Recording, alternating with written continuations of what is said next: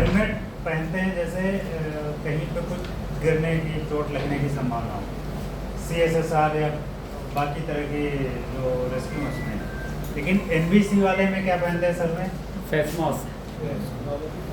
हाँ, face mask या face mask with hood, जैसे कल जो पहने थे देखा था ना, उसमें क्या सर कवर था, और एक आता है जिसमें आगे से मास्क रहता है और सर के बाल वगैरह ये खुले रहते हैं। जैसे कोई सर बोल रहे थे, सर आपने बोला था कि ब्रीथिंग ऑपरेटर्स पहनते हैं ना, SCBA सेट, तो उसका जो मास्क होता है वो फेस मास्क होता है, आपके फेस को सील कर लेगा, यहाँ रबर का रहता है किनारे पे, उसके अंदर जब आप एयर खोलोगे तो पॉजिटिव प्रेशर हो जाएगा, मतलब उसके अंदर से हवा बाहर निकलेगी लेकिन अंदर नहीं जाएगी। हाँ, बाहर की प्रेशर से अंदर प्रेशर ज़्यादा रहेगा, पॉजिटिव प्रेशर रहता है।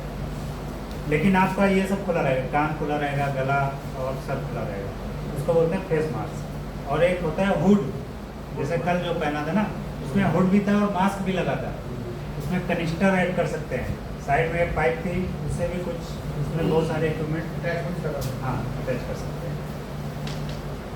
तो सर के लिए ये हो गया हुड, और शरीर के लिए है हुड, HOOD हुड।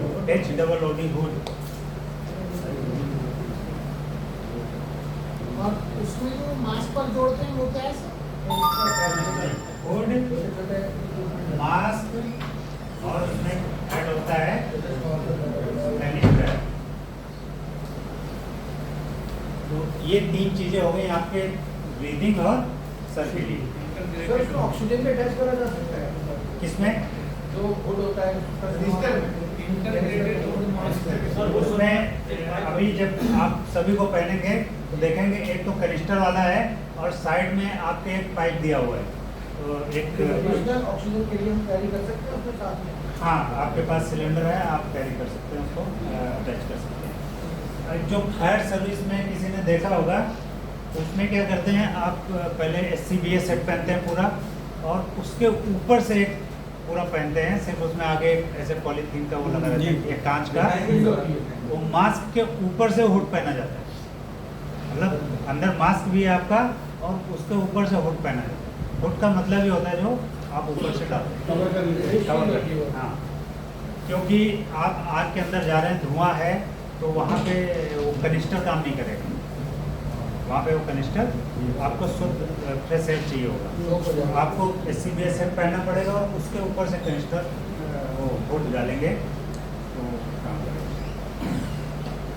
और फिर बॉडी के लिए, अपर बॉडी के लिए जैकेट, लेकिन जो हम लोग पहनते हैं वो ओवरऑल होता है, मतलब पैंट और शर्ट दोनों एक ही जुड़ा होता है ना, डांगरी बोलते हैं जैसे, या जैसे कल जो पहना था आपने, हाँ, मतलब नहीं है। मैं क्या कहना चाह रहा हूँ, कुछ होते हैं जैसे फायर सर्विस वाले देखा होगा, नीले कलर का या भूरे कलर का एक पहनते हैं, उसमें पैंट और ये अलग अलग होता है ना, पैंट अलग से पहनते हैं और ये ब्रिस्टल सूट बोलते हैं उसको।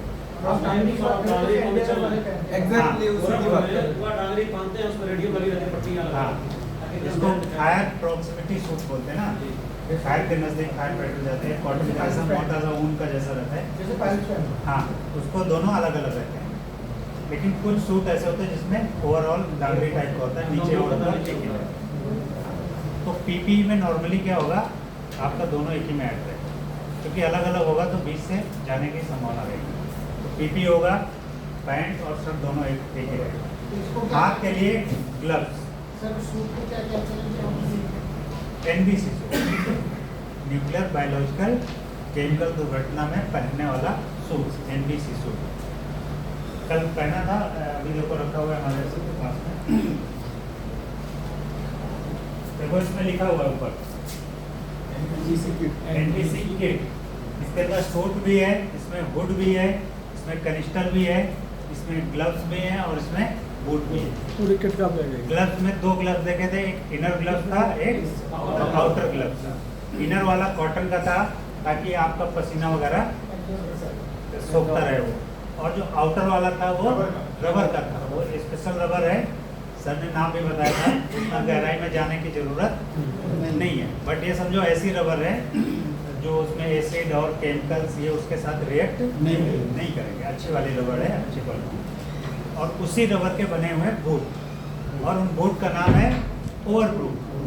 ओवरबूट का मतलब है नीचे आपको अपने जूते वगैरह, वो ऐसा है उसका साइज नहीं है कि मेरा 8 नंबर है 9 नंबर है, वो रबर है। आप उसके अंदर जूता पहन के अपना पैर डाल दीजिए और उसके बाद उसको उसमें स्ट्रैप से उनको लगा के टाइट। तो ये हो गया पीपी सर से लेके पैर तक। वो उसे जूते को क्या कहते हैं सर? ओवरबूट।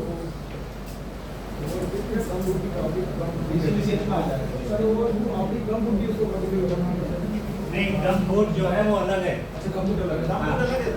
गम बूट एक्चुअली क्या होता है, उसका सही नाम है हार्ड टो बूट।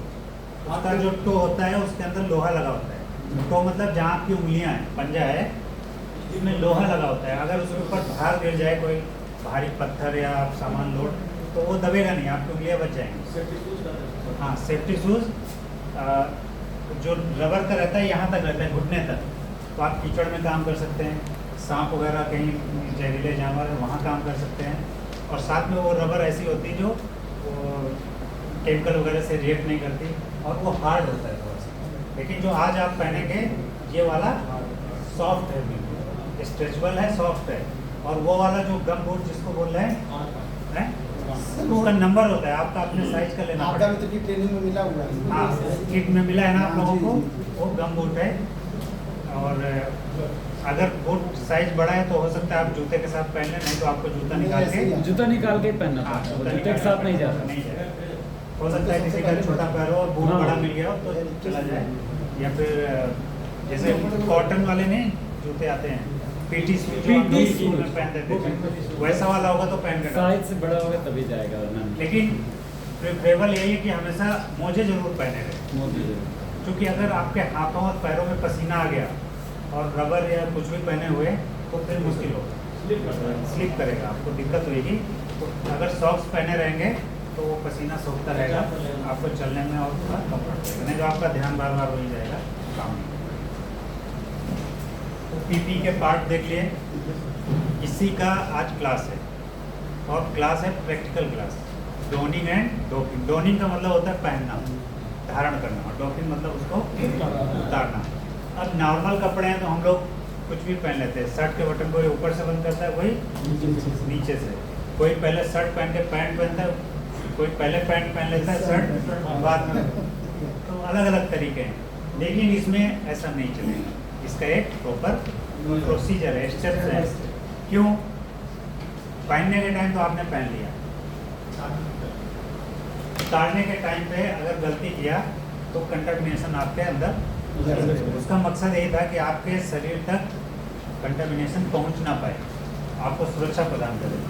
और अगर उसका उल्टा हो गया, आपकी पहनने और उतारने की पद्धति ऐसी थी, वो मकसद ही पूरा, आपने बहुत अच्छे से काम किया, 2-3 घंटे गए, रेस्क्यू किया, हॉट जोन बना दिया, उसके बाद सब मार्किंग वार्किंग करके हुआ डूडा ये सब पूरा इस्टेब्लिश कर दिया, आपने मॉनिटरिंग कर दी, सारे काम कर दिए, तो लास्ट में उतारने के टाइम खुद कंटामिनेट हो गया, गलती कर दी, है ना, गलती हो गई। तो इसलिए उनको पूरी सतर्कता के साथ वो प्रक्रिया अपनाई जाती है। तो पहले तो उसकी थ्योरी, कल का शायद कुछ बचा हुआ था, वो सर अभी पूरा कर देंगे उसको। उसके बाद अजय सर हैं पीछे बैठे हैं, आपको सभी को एक एक बार इधर साइड में आके पहनते रहेंगे, आपको मदद करते रहेंगे। थ्योरी आपको बता देंगे हम सर अभी कि क्या क्या है, क्यों ऐसा ज़रूरी है, क्या क्या करते हैं। अच्छा, आप लोग बताइए, आप लोगों को सूट दे दिया जाए और आप समझ रहे हैं कि वातावरण में हानिकारक चीज़ें हैं, आपके शरीर तक ना पहुँचे, या फिर आप उतारने के टाइम उसको किस तरीके से उतारा जाए कि वो आपके शरीर पे ना लगे, तो आप लोग भी इनोवेटिव आइडिया से सोच सकते हैं कि कैसे किया जा सकता है। कर सकते हैं ना? चलो अच्छा, जैसे हुड है, हुड उसको कैसे उतारा जाए? कोई बता नहीं। ऊपर से पकड़ के साइड से नहीं, साइड और पीछे से पकड़े, उल्टा पीछे पकड़े, ऊपर की तरफ सर्च करते हुए ऐसे भी कर सकते हैं रिमोट की तरह। ठीक है। खुद को देखो दो तीन तरीके हैं। एक लोग का कहना है कि ऐसे वो उठा के पीछे कर दिया जाए, एक का है कि रोल करके उतारा जाए, किसी का है ऊपर से पकड़ के उतार दिया जाए। तो देखो तीन चार तरीके निकल के आ गए। अब उससे पहले जब हुड उतार रहे हैं तो क्या ग्लव्स पहने होना चाहिए, निकाल देना चाहिए? पहने होना चाहिए ना, ग्लव्स पहने होना चाहिए। हाँ ठीक है। लेकिन इस प्रक्रिया में भी आप लोग देखेंगे, कल भी शायद वीडियो में ध्यान दिया होगा कि जो आदमी रेस्क्यू करके आता है, पहनने के टाइम तो खुद पहनना है, लेकिन उतारने के टाइम आपका रोल नहीं रहता है। देखा था? वो आके ऐसे खड़ा हो जाता है बस। और जो 9 स्टेप हैं, हर स्टेप पे 2 आदमी पहले से खड़े रहेंगे, एक बाईं तरफ एक दाहिनी तरफ। आप उसके बीच से गुजरते रहेंगे एक स्टेप पे, और आपकी सारी प्रक्रिया वो लोग करते रहेंगे। जो CBRN की एक टीम बनती है, उसमें कम से कम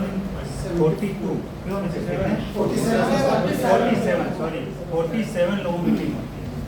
तो जो बाकायदा मतलब एक प्रॉपर, जहाँ पे पूरी जनशक्ति है, अगर अच्छे से एक टीम बनाई जाए जिसके पूरे फंक्शन कवर किए जाएँ उसमें बाकायदा, तो 47 लोग चाहिए, तब एक पूरी टीम अच्छे से काम कर सकती है। तो उसमें सबका रोल है। हर जगह पे जो आदमी जहाँ रहता है खड़ा रहेगा। जो रेस्क्यूअर है, अगर उसका काम है सिर्फ हमें हॉट जोन और ये बाउंड्रीज इस्टेब्लिश करना, तो वो जाके अपना काम करके आएगा। मॉनिटरिंग टीम है तो मॉनिटरिंग ही करेगी। अगर किसी को 9 स्टेप्स में लगाया गया तो वो सिर्फ वही काम करेगा, है ना? हाँ। सर ये नंबर स्पेसिफिक 47 ही पूरे, हमने कुछ टाइम वगैरह नहीं रख सकते, जैसे 50 आदमी कुछ टाइम का? वो अभी सर बताएंगे जब टीम का कंपोजिशन, तो आपको समझ आ जाएगा कि 47 क्यों हुए। जैसे 9 स्टेप हैं, तो आपको 9 स्टेप पे 2 आदमी लगाएंगे तो कितने हो गए? 18 हो गए। अब उसमें कम ज़्यादा नहीं कर सकते। ज़्यादा है आपके जनशक्ति तो आप खड़ा कर दें, लेकिन चूंकि मामला रेडिएशन का है, खतरे वाला है, तो अनावश्यक किसी को डालना भी सही नहीं है कि जनशक्ति जा रहा है तो 3 लगा दे, ऐसा नहीं करना है। टीम कंप्लीट करने के लिए 47 और एक आदमी होगा तो वो कर नहीं पाएगा काम। अकेला आदमी किसी की DP उतारना है तो नहीं कर पाएगा, उसको दूसरे की मदद की जरूरत पड़ेगी। तो इस तरीके से जब आप स्ट्रक्चर देखेंगे तो उसमें ये निकल के आता है कि अगर 47 लोग हैं तो बढ़िया अच्छे से हो जाएगा। लेकिन इमरजेंसी सिचुएशन है, आप 3 ही 4 लोग हैं, तो क्या रेस्क्यू नहीं करेंगे? रेस्क्यू कार्य करना पड़ेगा, लेकिन फिर उसमें सावधानियां बरतेंगे और लिमिट अपनी तय कर लेंगे कि हम 3 लोग हैं तो क्या क्या कर सकते हैं अपने आप को बचाते, है ना?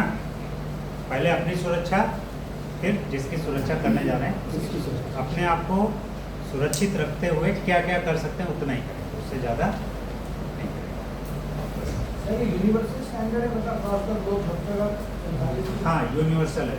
देखो हम लोग जैसे SDRF है, हम लोग जो प्रोसीजर्स और प्रोटोकॉल्स फॉलो करते हैं NDRF कहाँ से करती है? यूनाइटेड नेशंस में एक संस्था है, यूनाइटेड नेशंस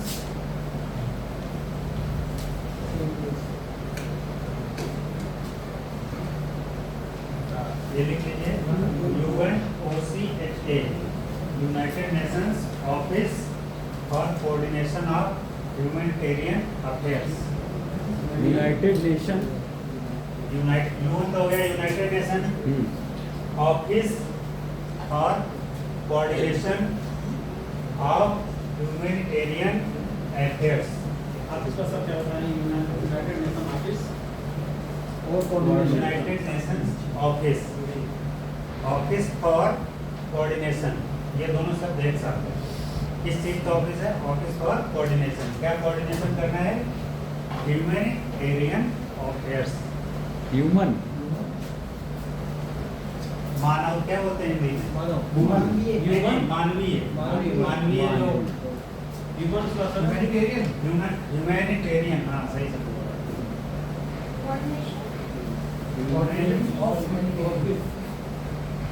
ह्यूमैनिटेरियन, ये सब ह्यूमैनिटेरियन अफेयर्स। अफेयर्स वही जो अफेयर हम लोग शुरू में क्या बोलते हैं उसको हिंदी में?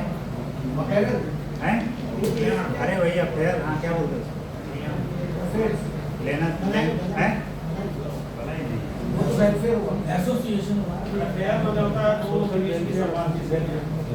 हाँ, दो लोगों के जैसे कहें कि फॉरेन अफेयर्स, विदेशी मिनिस्ट्री ऑफ होम अफेयर्स, संबंध मिनिस्ट्री ऑफ होम अफेयर्स। बस इसके गहराई में जाने की जरूरत नहीं। मैं ये कह रहा हूँ कि ये एक संस्था है यूनाइटेड नेशंस की। यूनाइटेड नेशंस में एक संस्था है कि सब देश मिलके एक साथ काम करेंगे, एक दूसरे का सहयोग करेंगे, कुछ स्टैंडर्ड होके सब लोग फॉलो करेंगे। जैसे रेड क्रॉस होता है, रेड क्रॉस सोसाइटी ना, वो हर देश में जाकर सबकी मदद करते हैं जहाँ भी ये होता है। इंटरपोल होती है, इंटरनेशनल पुलिस है, एक दूसरे क्रिमिनल्स को पकड़ने में दूसरे। तो वैसे ही यूनाइटेड नेशन है, इसका ऑफिस, और ये ऑफिस है कहाँ पे? जिनेवा में। Very good. जिनेवा कहाँ पर है? स्विट्जरलैंड में। बहुत बढ़िया जगह है वहाँ पे। सबसे ज्यादा रिसर्च वगैरह स्विट्जरलैंड में होती है। हाँ, कुछ मजे की बात पता क्या है? तो स्विट्जरलैंड में यूनाइटेड नेशंस के सारे अच्छे ऑफिस में मीटिंग होती है, और वो खुद ही उसका मेंबर नहीं था बहुत दिनों तक, बहुत बाद में बना। कहने का मतलब होता है जैसे हम लोग घर में रोज कुछ भी करें, त्यौहार मनाएं, लेकिन शादी ब्याह होता है तो गेस्ट हाउस बुक करते हैं, बढ़िया वाला होटल जहाँ पूरी VIP व्यवस्था हो। तो वैसे स्विट्जरलैंड है, VIP एक कंट्री है, छोटा सा है, वहाँ पे सब कुछ बढ़िया, एकदम चिल, बढ़िया मौसम। सर वो सबसे रिलैक्स नेशन है, 3 दिन हफ्ते में काम करते हैं। हाँ, साफ सुथरा। वो एक दिन भी काम ना करें तो भी उनके पास इतना पैसा है।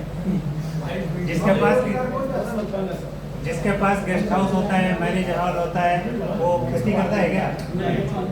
शादी के सीजन में उसका साल भर का हो जाता है। तो ये क्या बात हो रही है? कोई बात नहीं, सर पढ़ा रहे कुछ समझा रहे कुछ डांटे नहीं सर, डांटे नहीं। कुछ है अनुभव तो बताइए। एक पता है सर, अल्लाह होता है। तो उस ऑफिस में ये जो मानवतावादी कार्य हैं, मानवाधिकारों से रिलेटेड, इससे रिलेटेड एक एडवाइजरी ग्रुप है, एक्सपर्ट लोगों की कमेटी है। वो लोग बैठते हैं और एक गाइडलाइन बना देते हैं, और उन गाइडलाइंस के आधार पे, उन गाइडलाइन का नाम है इंसरार।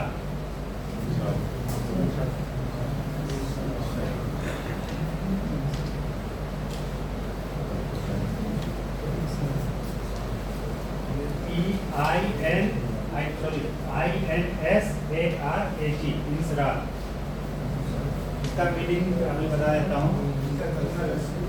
IN से हो गया इंटरनेशनल, SAR से हो गया सर्च एंड रेस्क्यू, और A से एडवाइजरी ग्रुप। ये वही ग्रुप है, थिंक टैंक जिसको कभी कभी बोल देते हैं, या एक्सपर्ट लोगों का एक समूह है ना। वो लोग बैठते हैं वहाँ पे, और इंटरनेशनल मतलब पूरे दुनिया में सर्च एंड रेस्क्यू अभियान करने वाले सभी लोगों के लिए गाइडलाइन जारी कर देते हैं। नियम नहीं है, एडवाइजरी ग्रुप है, मतलब आपको सलाह दे दिया, मानना ना मानना। हाँ, ये कानूनी रूप से बात नहीं है। कोई कंट्री चाहे तो इसको फॉलो करे, मन नहीं है तो अपनी गाइडलाइन बना ले। लेकिन कंट्री अपनी बना लेगा तो वो आइसोलेटेड रह जाएगा, किसी दूसरे कंट्री से मदद नहीं ले सकता। क्यों? दूसरे कंट्री से आएगी तो वो अपनी इंसरा के अनुसार जो एडवाइजरी है उसके अनुसार काम कर रहे हैं, है ना। तो फिर कोऑर्डिनेशन करने में मुश्किल होगा। जैसे कोई इक्विपमेंट है, मान लो NBC सूट है, इसका नाम रख दिया गया, दूसरा कंट्री आया, वो इंसरा नहीं मानता, उसने कुछ और ही नाम रख रखा है, आपसे बोल रहा है हमें ये 4 ऐसा वाला सूट चाहिए, तो वो दिक्कत होगी ना, आप समझ नहीं पाओगे उनको चाहिए क्या। लेकिन एक इंटरनेशनल लैंग्वेज होगी, वो वर्ड बोलोगे खट से सबको समझ में आएगा।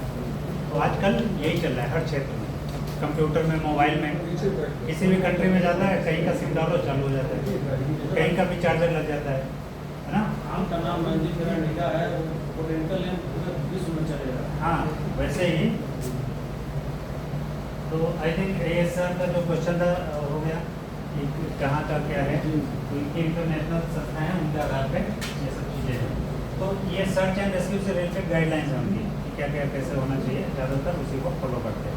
लेकिन हमेशा इसमें एक स्थान रहता है, अपनी ज़रूरतों के अनुसार उसमें संशोधन कर सकते हैं। तो आप लोगों का कुछ सीरियल नंबर है, नॉमिनल रोल वगैरह? जी हाँ। रोल नंबर दिया होगा ना? जी, जी। रोल नंबर 1 किसका है? 1। हाँ, तो सर आज सबसे पहले आप NBC सूट पहनेंगे। जी ये आइए। और NBC सूट पहनने का एक टाइम है, पहली बार ऑफिसर कुछ अच्छा ठीक है? पहनने का टाइम है, उतारने का अच्छा आपके लिए दूसरे लोग उतारेंगे। वो थ्योरी अभी सर आपको अभी सब बताते रहेंगे। दूसरा नंबर किसका है? रोल नंबर 2 आपका है। तो सर सीरियल मेरे से में भी 2 है, हैं? 29 है तो 2 पहले लगता है। अरे भैया रुक जाओ। नहीं नहीं, ठीक है। मैं सोचा 2 के बाद 9 न बोल दे। नहीं 9 हाँ, आज पूरा दिन है, कल भी है, तो ये सूट हमारे साथ रहेगा। सभी लोग इतने सारे तो नहीं ला सकते क्योंकि कॉस्टली हैं और इनकी ज़रूरत पड़ती है। ये इसका एक नियम ये है कि एक बार खुल गया, पैक से यूज हो गया तो इसको डिस्कार्ड कर देते हैं। लेकिन क्योंकि अभी इसमें रेडिएशन वगैरह ऐसा कंटामिनेट तो नहीं हुआ है, तो हो सकता है हम ऑपरेशन में भी इसको यूज कर सकते हैं। ऐसा तो इसमें कुछ है नहीं कि खराब हो जाएगा। हाँ, ज़्यादा दिन का हो जाएगा तो इसका जो एक्टिवेटेड चारकोल वगैरह है वो डीएक्टिवेटेड हो जाएगा, है ना? हर चीज़ की एक लिमिट होती है। इसका टेस्टिंग इसमें कुछ केमिकल और ये चीज़ें यूज इसको सर टेस्ट भी किया था, टेस्ट हाँ, सब टेस्ट होके बाकायदा आता है। इनकी सबके ऊपर डेट लिखी रहती है, कौन सी किस डेट में कौन से बैच से कब खरीदा गया है। जब उसकी लाइफ हो जाएगी तो उसको डिस्कार्ड कर देंगे या ट्रेनिंग पर्पज। लाइफ कितनी होती है सर इसकी? इसकी लाइफ कितनी होती है सर? सब कुछ अभी थैली में बता दीजिए। अभी सर ये जो कल का बाकी था वो बता दीजिए। सर इधर क्या ये बना इस साइड में वो बताने ना मतलब एम्बुलेंस से पूरा बताएंगे। आप एक अपने करते हैं नहीं सब होगा ये एम्बुलेंस से लोग करते रहने के होगा। सर ने बता बल्ले बताया मारो। क्लास सावधान बैठ, सावधान सभी लोग हो जाओ। हाँ, रिलैक्स। जी हाँ सर, सीरियल से आते रहेंगे। चूँकि आपकी क्लास ही है डोनिंग एंड डॉकिंग, तो वो प्रैक्टिकल क्लास चलती रहेगी। और चूँकि सूट एक ही है तो सभी लोग ठीक है। बात करेंगे, इससे अच्छा इधर थोड़ा थ्योरी चलती रहेगी। इसमें से आप लोग पूछते रहें जो भी सर ने कल बताया था, पूरी क्लास का सार यही है जो NBC का जो भी प्रक्रिया होती है। अच्छा, जो कल हम लोगों ने वीडियो देखा था उसमें बहुत अच्छा दृश्य दिख रहा था ना, ग्रीनरी है, बढ़िया कलरफुल कपड़े, पीले कलर का कोई पहना था, कोई ग्रीन पहना था, कोई और बहुत अच्छा माहौल दिख रहा है। लेकिन एक्चुअल सिचुएशन में ऐसा नहीं है। वहाँ पे लोग करा रहे होंगे, हवा में धुआं टाइप होगा, धूल मिट्टी उड़ रही होगी, और ग्रीनरी है कि नहीं, आदि पेड़ पौधे जले हुए दिखेंगे, कहीं पे कुछ होगा ना, स्थिति बहुत क्योंकि वो डेमो करके दिखा रहे हैं प्रोसीजर सिखाने के लिए, लेकिन एक्चुअल सिचुएशन बिल्कुल अलग है। वो सब चीज़ें देखना है तो एक्चुअल फुटेज जो न्यूक्लियर डिजास्टर्स के या जिसके भी हैं यूट्यूब पे वो बहुत मात्रा में पड़े हुए हैं। आप जस्ट एक बार सर्च कर लेंगे तो पूरा दिखेगा कि एक्चुअल सीन कैसे होगा। बहुत सर ने शायद जो आप लोगों को पहले वीपन्स न्यूक्लियर और ये सब केमिकल वीपन्स के बारे में दिखाया होगा, तो उसमें वीडियोज और फोटोज कुछ दृश्य देखे होंगे आप लोगों ने कि नर्व एजेंट जब अटैक करता है तो कैसा क्या हालत होती है। देखा था कि नहीं? नहीं देखा हो तो बताना, हमारे पास है सर दिखाइएगा। जैसे भोपाल गैस ट्रेजेडी हुई तो उसकी भी वीडियोस हैं, फिल्में बनी उनकी, एक्चुअल फुटेज है। सर क्या ये सोलर रेडिएशन से बचा सकता है? अच्छा, हाँ, एक बहुत अच्छी चीज़, क्या नाम है सर आपका? मैं कल पूछना भूल गया।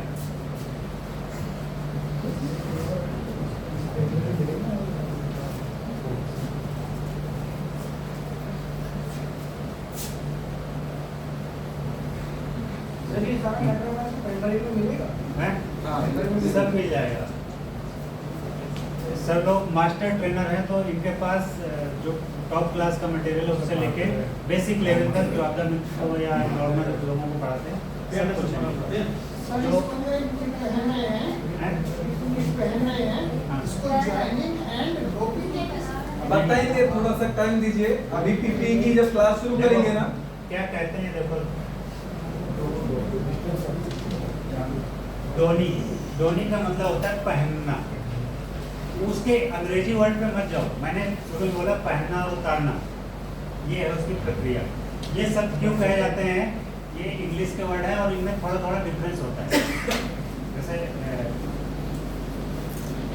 और एक होता है डोपिंग। डोनी मतलब पहनना और डोपिंग मतलब उतारना।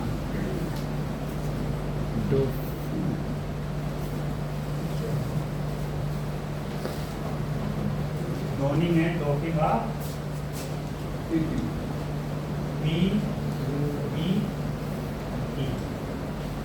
Personal protective equipments. कभी IPE इंडिविजुअल प्रोटेक्टिव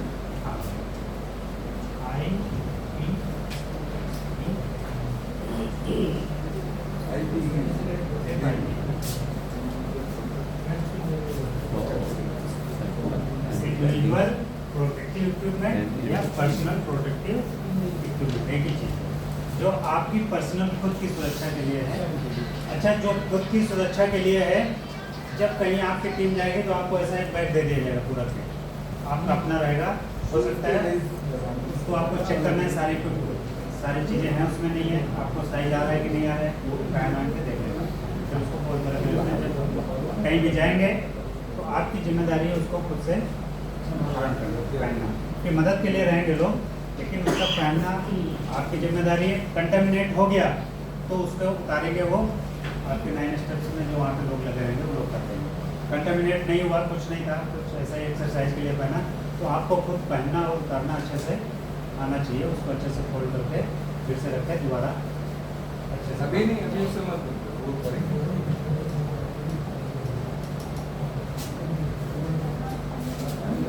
सर ने पूछा था क्या ये रेडिएशन से हमें बचाव कर पाएगा, तो हम समझते हैं रेडिएशन। पहले आप लोगों ने ये चैप्टर पढ़ चुके हैं पहले, ठीक है। रेडिएशन होता है 2 तरीके का। कौन सा?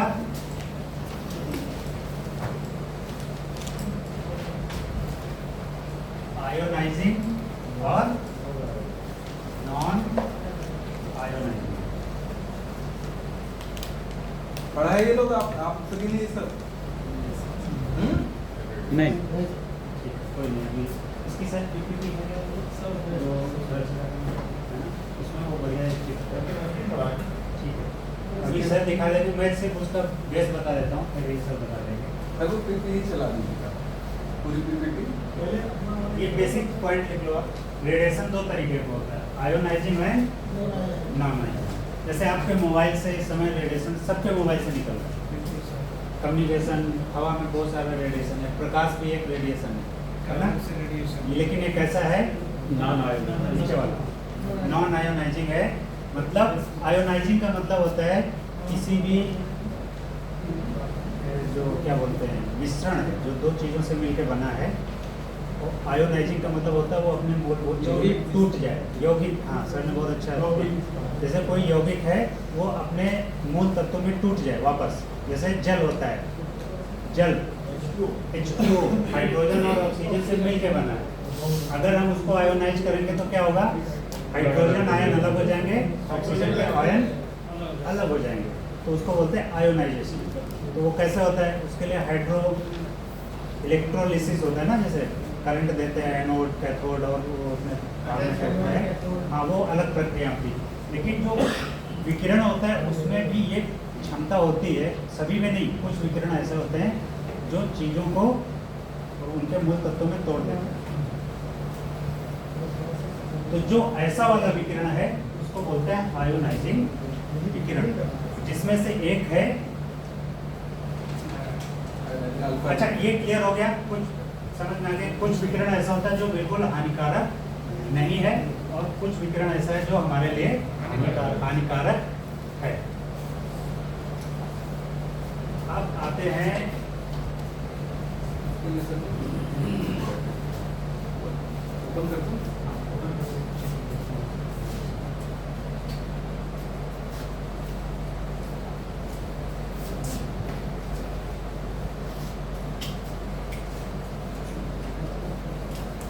सारा विकिरण जितना भी है ब्रह्मांड में, सब कहाँ से आ रहे हैं?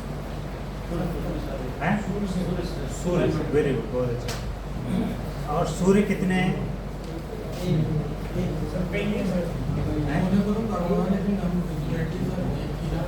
हाँ, जो हमारा सूर्य है, आपको एक जान के आश्चर्य होगा, उन्होंने आपके सामने पीपी पहनी है, ठीक है। अब क्या होता है, अगर फुल मतलब रेस्पिरेटरी और ए लेवल का अगर हमें सूट पहनना है तो उसमें ये होता है, यहाँ पर सीन टैप कर दिया जाएगा, यहाँ पर भी सीन टैप कर दिया जाएगा, जहाँ जहाँ पर ओपन होगा वहाँ पर सीन टैप कर दिया जाएगा। ये अभी इसमें बी टाइप का बी लेवल का है सूट, क्योंकि यहाँ पर सीन टैप नहीं किया गया है। देखो इसमें क्या है खास बात, ऊपर से ढका हुआ है, कुछ भी गिरेगा तो नीचे। हाँ, जो हुड होगा हमेशा ऊपर से पहना जाएगा। ऐसा भी कर सकते हैं कि हम हुड पहन के बाद में कॉलर लगा के ऐसे टाइट करें, कर सकते हैं ना, लेकिन वो अंदर चला जाएगा, तो हमेशा इसको ऊपर से ही डालना है।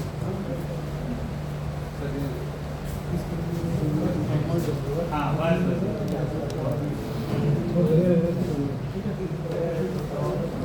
ठीक है। कैसा लग रहा है सर? बढ़िया लग रहा है। इनको कनिस्टर लोग, देखो सभी लोग कनिस्टर, क्योंकि जब आप जाएंगे कहीं रेस्क्यू के लिए, जो लोग जाते हैं उनको कनिस्टर एक स्पेयर दिया जाता है, तो वो इनके ये देखो ना, इसमें जेबें बहुत सारी बनी है, इसमें आपके इक्विपमेंट्स रहेंगे, आपकी जरूरत, तो कनिस्टर को आपको अपने हाथ बदलना होता है, खुद से उसका खोलना है, और दूसरा, और उतनी देर के लिए सांस रोक के रखनी पड़ती है। आप खोलें और सांस ले लिया तो फिर गड़बड़ हो जाएगा ना। हाँ, उतने टाइम के लिए, तो ये प्रक्रिया सभी लोग करेंगे। अभी वही पीपी पढ़ाई जाएगी, उसमें पूरा बताया इसका टाइम कितना है, कितना खोलने का टाइम है, कितना इसको पहनने का, सबका अलग अलग है। 8 मिनट 39 सेकंड में पूरा पीपी पहनने का है, इसका टाइम अलग रहेगा। पहन लेते हैं आप, पहले तो अच्छी बात है, इसका लेकिन इससे ड्यूरेशन ज़्यादा- कितना है, ये हम रेडिएशन फील्ड में या केमिकल फील्ड में कितना देर ये वर्क करेगा, इसका अलग रहेगा टाइम, ठीक है। वो भी सब बताया जाएगा। आप लोग ज़्यादा इच्छुक होंगे, इस पर कुछ डाटा लिखा रहता है, रजिस्टर एक ही तरीके नहीं होते हैं, तो उनके क्या मीनिंग है, क्या कोडिंग है। अच्छा, अभी सर बता रहे थे कि ये पीपी दोबारा यूज के लिए, तो मैं आपको बता दूं, ये पीपी खुल चुकी है, अब ये रेडिएशन फील्ड में नहीं पहनी जाएगी। क्यों नहीं पहनी जाएगी, आप बताइए। हो सकता है लीक कर गया हो, कोई बात हो, या पसीने ये की भी यूज हो रहा है, हो सकती है, यूज में है, ये यूज में है, तो फिर कंटामिनेटेड दूसरा और भी पॉइंट आप लोगों के बीच से आएंगे। इस पर जो केमिकल लगा हुआ है, इस पर इस पर जो केमिकल लगा हुआ है वो खत्म अभी एक्टिवेट कर सकता है, इसलिए ये वॉश भी वो कुछ हुई जो एक्टिवेटेड चारकोल आप बता रहे हैं, जो अंदर इसके वो हो सकता है, क्योंकि यहाँ से भी तो इंटर कर रही है, कंटामिनेट हो सकता है यहाँ, तो उसकी एफिशिएंसी कम हो रही होगी, तो इसलिए ये आप इसीलिए कहा गया कि अगर एक बार खुल गई है पीपी तो दोबारा इसको फील्ड में, एक्चुअल फील्ड में नहीं यूज कर सकते। ये सिर्फ डेमो में रहेगा। और क्या होता है, जब ये पैक्ड होती है ना, तो ये एयर सील्ड होती है। एयर सील्ड यानी कि जो इसके पैकेट रहेंगे ना, उसमें एयर भी नहीं रहती है। अभी ओपन हो गई तो हवा में भी तो कुछ मात्रा में अलग अलग टाइप के मटेरियल्स उपलब्ध हैं, बहुत छोटे छोटे। अब जब वो इस पे चिपक रहे हैं ना, तो इसका चाहे वो कैनिस्टर हो, उस पर भी कुछ माइक्रो लेवल पे चिपक रहे होंगे। इसकी जो ये ऊपर की बॉडी है, अंदर की जो लेयर है, चारकोल एक्टिवेटेड है इसके अंदर, उस पर भी कुछ चिपक रहे होंगे। तो जब हम उस फील्ड में जाएंगे तो उतना एफिशिएंटली वर्क नहीं करेगी, तो हम रिस्क नहीं लेंगे उस फील्ड में जाने के लिए। So that's why we always use a new PP. Okay, इसकी क्षमता जितनी है वो कम हो चुकी है, एक बार खुल गया। और सर ने बोला एयर टाइट, आप लोगों ने देखा होगा आजकल काजू किशमिश आता है, हवा निकाल कर पेलो भी आते हैं, तकिया वगैरह भी वैसे ही आता है, गद्दे आते हैं, तमाम ऐसी चीज़ें। वो स्पेस एरिया कम घेरता है। तो बस वही है। या मान लो उसके अंदर गैस होगी भी ना, तो वो हवा नहीं होगी, कुछ इनर्ट गैस नाइट्रोजन टाइप की या कुछ उसमें केमिकल मिला के रिजर्व करके ऐसा रखते हैं कि वो अपने आप में उसकी क्षमता बरकरार रहती है। इसके पैकेट होते हैं, ये बिल्कुल एयर टाइट है। हाँ, ऐसे वाले पैकेट रहते हैं, इसके ऊपर इसकी डेट लिखी रहेगी, बैच नंबर लिखा रहेगा, साइज लिखा रहेगा। ये पूरी तरह से जब ये आई थी ना, तो ये बिल्कुल एकदम चिपके हुए थे इसके अंदर, जैसे हुड मास्क है, तो पूरी तरह से एयर टाइट था, मतलब बिल्कुल भी एयर नहीं रहती है इसके अंदर। तो इससे क्या रहता है, जो एयर के जो पार्टिकल्स रहते हैं वो इस पे नहीं लग पाती। अभी एक बार यूज हो गई तो रियल सिनेरियो में हम इसके कारण इसको यूज इसकी शेल्फ कंटामिनेटेड हो जाएगा। सर दूसरा नंबर किसका है? रोल नंबर 2 आइए सर। आप इनकी मदद करिए, अजय सर रहेंगे, आपको बताते रहेंगे। अच्छा, दूसरा- जब ये सर पहनेंगे तो 3 नंबर किसका है? 3 छोड़े तो 4 आ जाएंगे। 4। बैक टू बैक अपने नंबर उससे क्या होगा? जब देखो क्या होगा, जब ये पहन उतारेंगे आप नजदीक रहोगे, आप थोड़ा एक्स्ट्रा आपका रिवीजन हो जाएगा। 5 नंबर का हो गया सर। हाँ? 5 का तो हो गया। 5 का हो गया। 5 में होगा।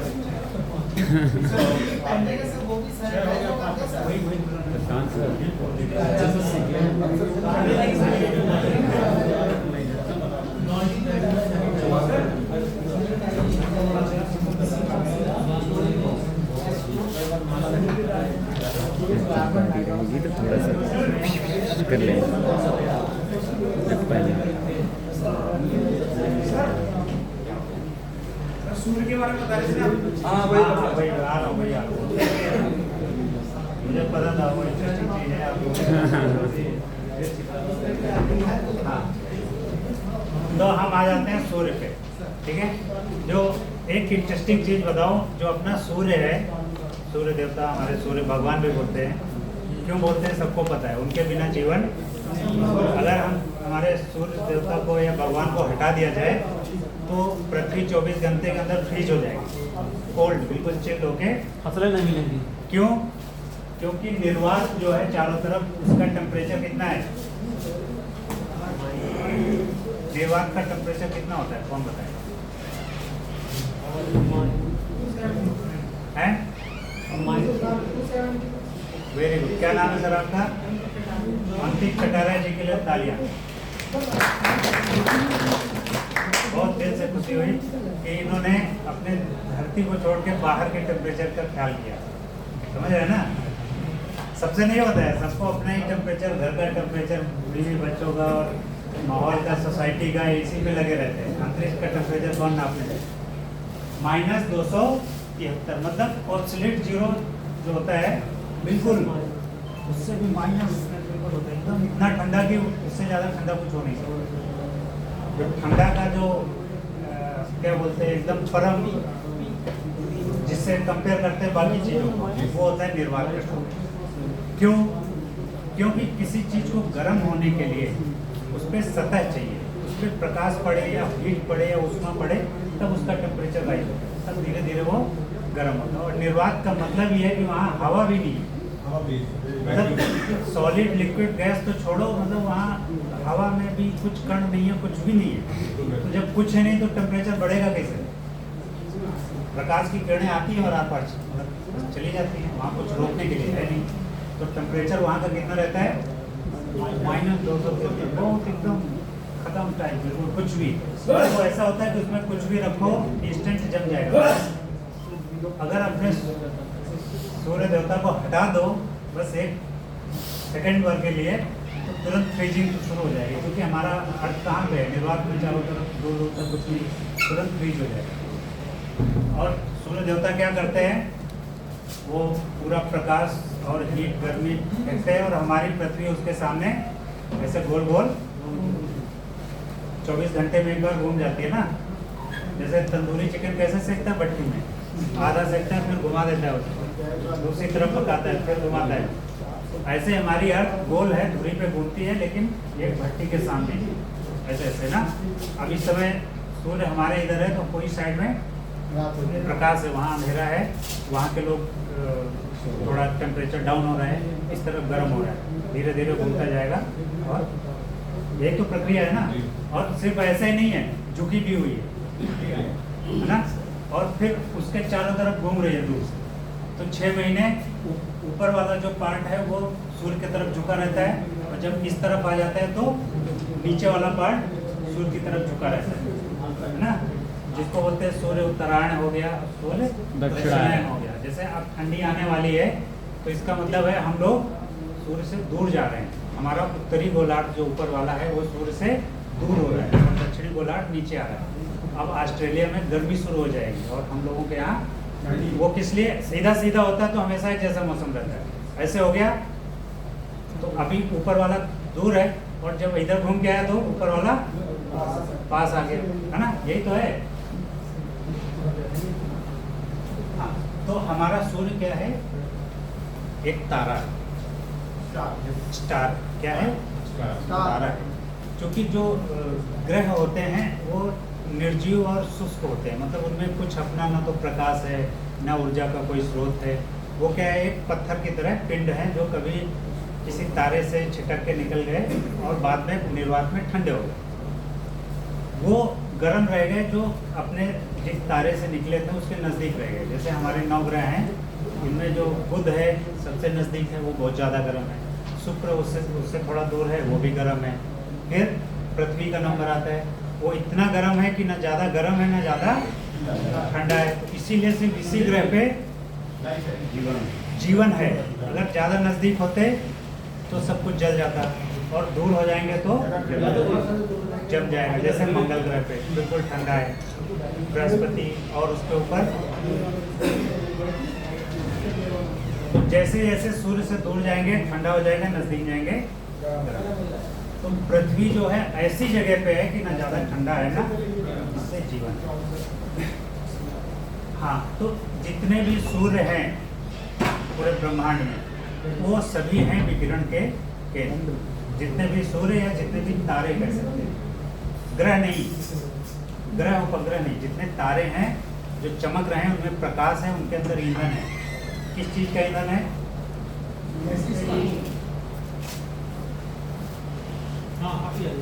क्या कुछ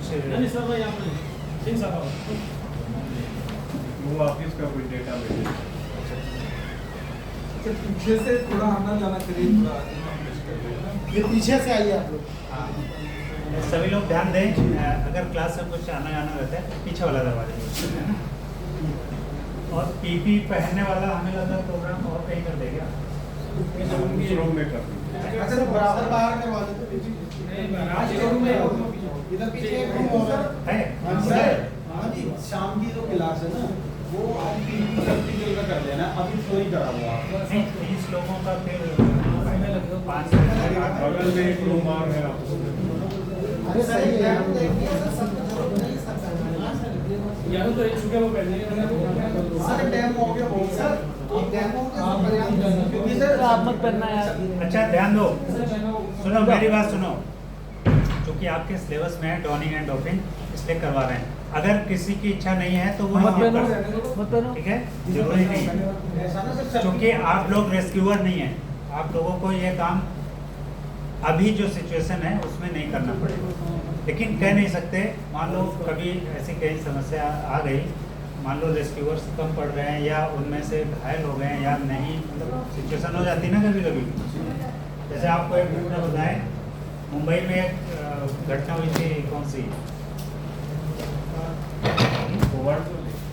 नहीं, आतंकवादी घटना जिसमें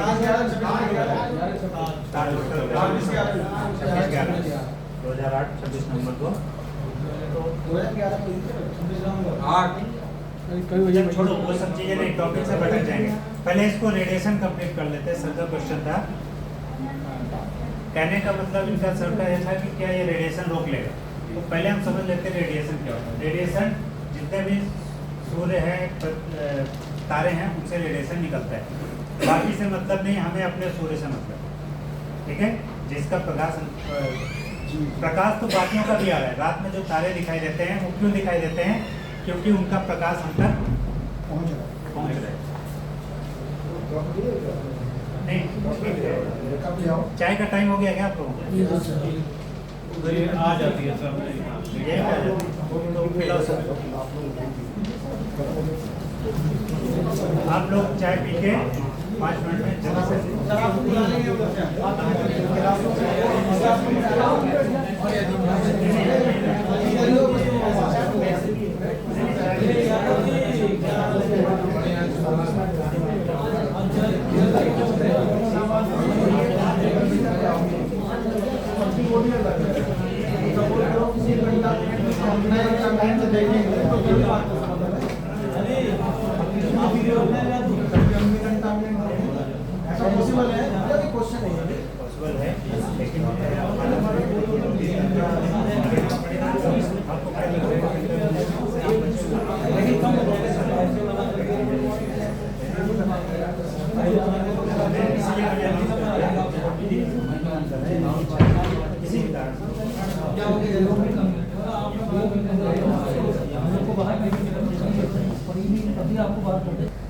ठीक है।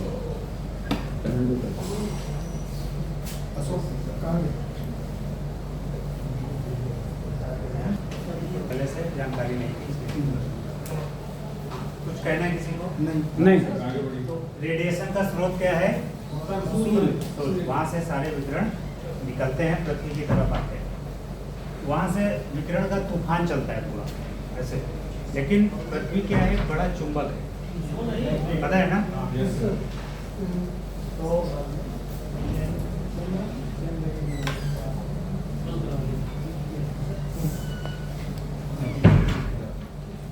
जैसे ये समझ लो ये सूर्य है, ठीक है? यहाँ से विकिरण पूरा आ रहा है और यहाँ पे पृथ्वी है, और पृथ्वी अपने आप में क्या है? एक चुंबक की तरह, मैग्नेट की तरह, इसके चारों तरफ चुंबकीय क्षेत्र होता है, पता है ना? ऐसे ऐसे ऐसे ऐसे ऐसे लाइनें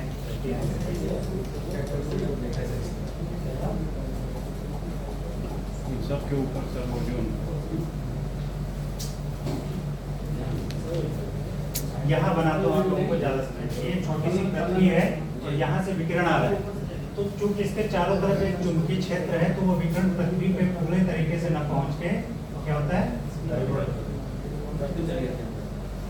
नहीं, धरती तो ये बीच में गोल है, उसके अगल बगल से निकल जाती है, समझ गए? क्यों हुआ? क्योंकि यहाँ पे चुंबकीय क्षेत्र है। चुंबक कैसे किसी चीज को डिफ्लेक्ट कर देता है, तो यहाँ से जो तूफान आता है विकिरण का, उसको चारों तरफ चला देता है, वो वाली। क्योंकि हर विकिरण क्या है? इसको बोलते हैं इलेक्ट्रोमैग्नेटिक विकिरण,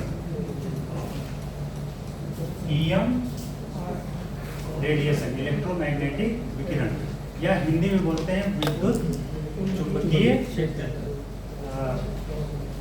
विकिरण। क्या होता है? हाँ, जो भी है विद्युत चुंबकीय विकिरण जो है या इलेक्ट्रोमैग्नेटिक रेडिएशन है, उसमें दो भाग होते हैं, इलेक्ट्रिक और मैग्नेटिक, दो पार्ट होते हैं। वो एक दूसरे को मदद करते हैं। इसका उदाहरण आप ऐसे समझ सकते हैं कि मोटर होता है ना, मोटर बिजली वाला, उसको इलेक्ट्रिक देते हैं, उसके अंदर तो मैग्नेट घूमता है, आर्मेचर जो आर्मेचर। हाँ, इलेक्ट्रिक देते हैं तो मैग्नेट घूमता है। और एक होता है जनरेटर, डायनेमो, उसमें क्या है? मैग्नेट को घुमाते हैं तो बिजली निकलती है। दोनों एक दूसरे के पूरक है और एक दूसरे से ही पैदा होते हैं। तो जितने भी किरणें चलती है इसमें वही चीज है, इलेक्ट्रिक और मैग्नेटिक दोनों एक साथ चलते हैं, एक दूसरे को पैदा करते हैं। मतलब एक कदम इलेक्ट्रिक चला तो वो पैदा कर देगा मैग्नेटिक को, और वो मैग्नेटिक फिर इलेक्ट्रिक को पैदा कर देगा। उसमें अपने आप में एक डायनेमो है और अपने आप में मोटर लगी, एक दूसरे को चलाते रहते हैं, और कोई घर्षण नहीं, कुछ नहीं। इसीलिए इतनी दूर दूर तक इलेक्ट्रोमैग्नेटिक विकिरण चला जाता है बिना किसी ऊर्जा के स्रोत के। सोर्स से एक बार उसको मिल गया, उसको ले लिया और निकल पड़ा, और लौट के वापस कभी नहीं आता, और जरूरत नहीं पड़ती उसको।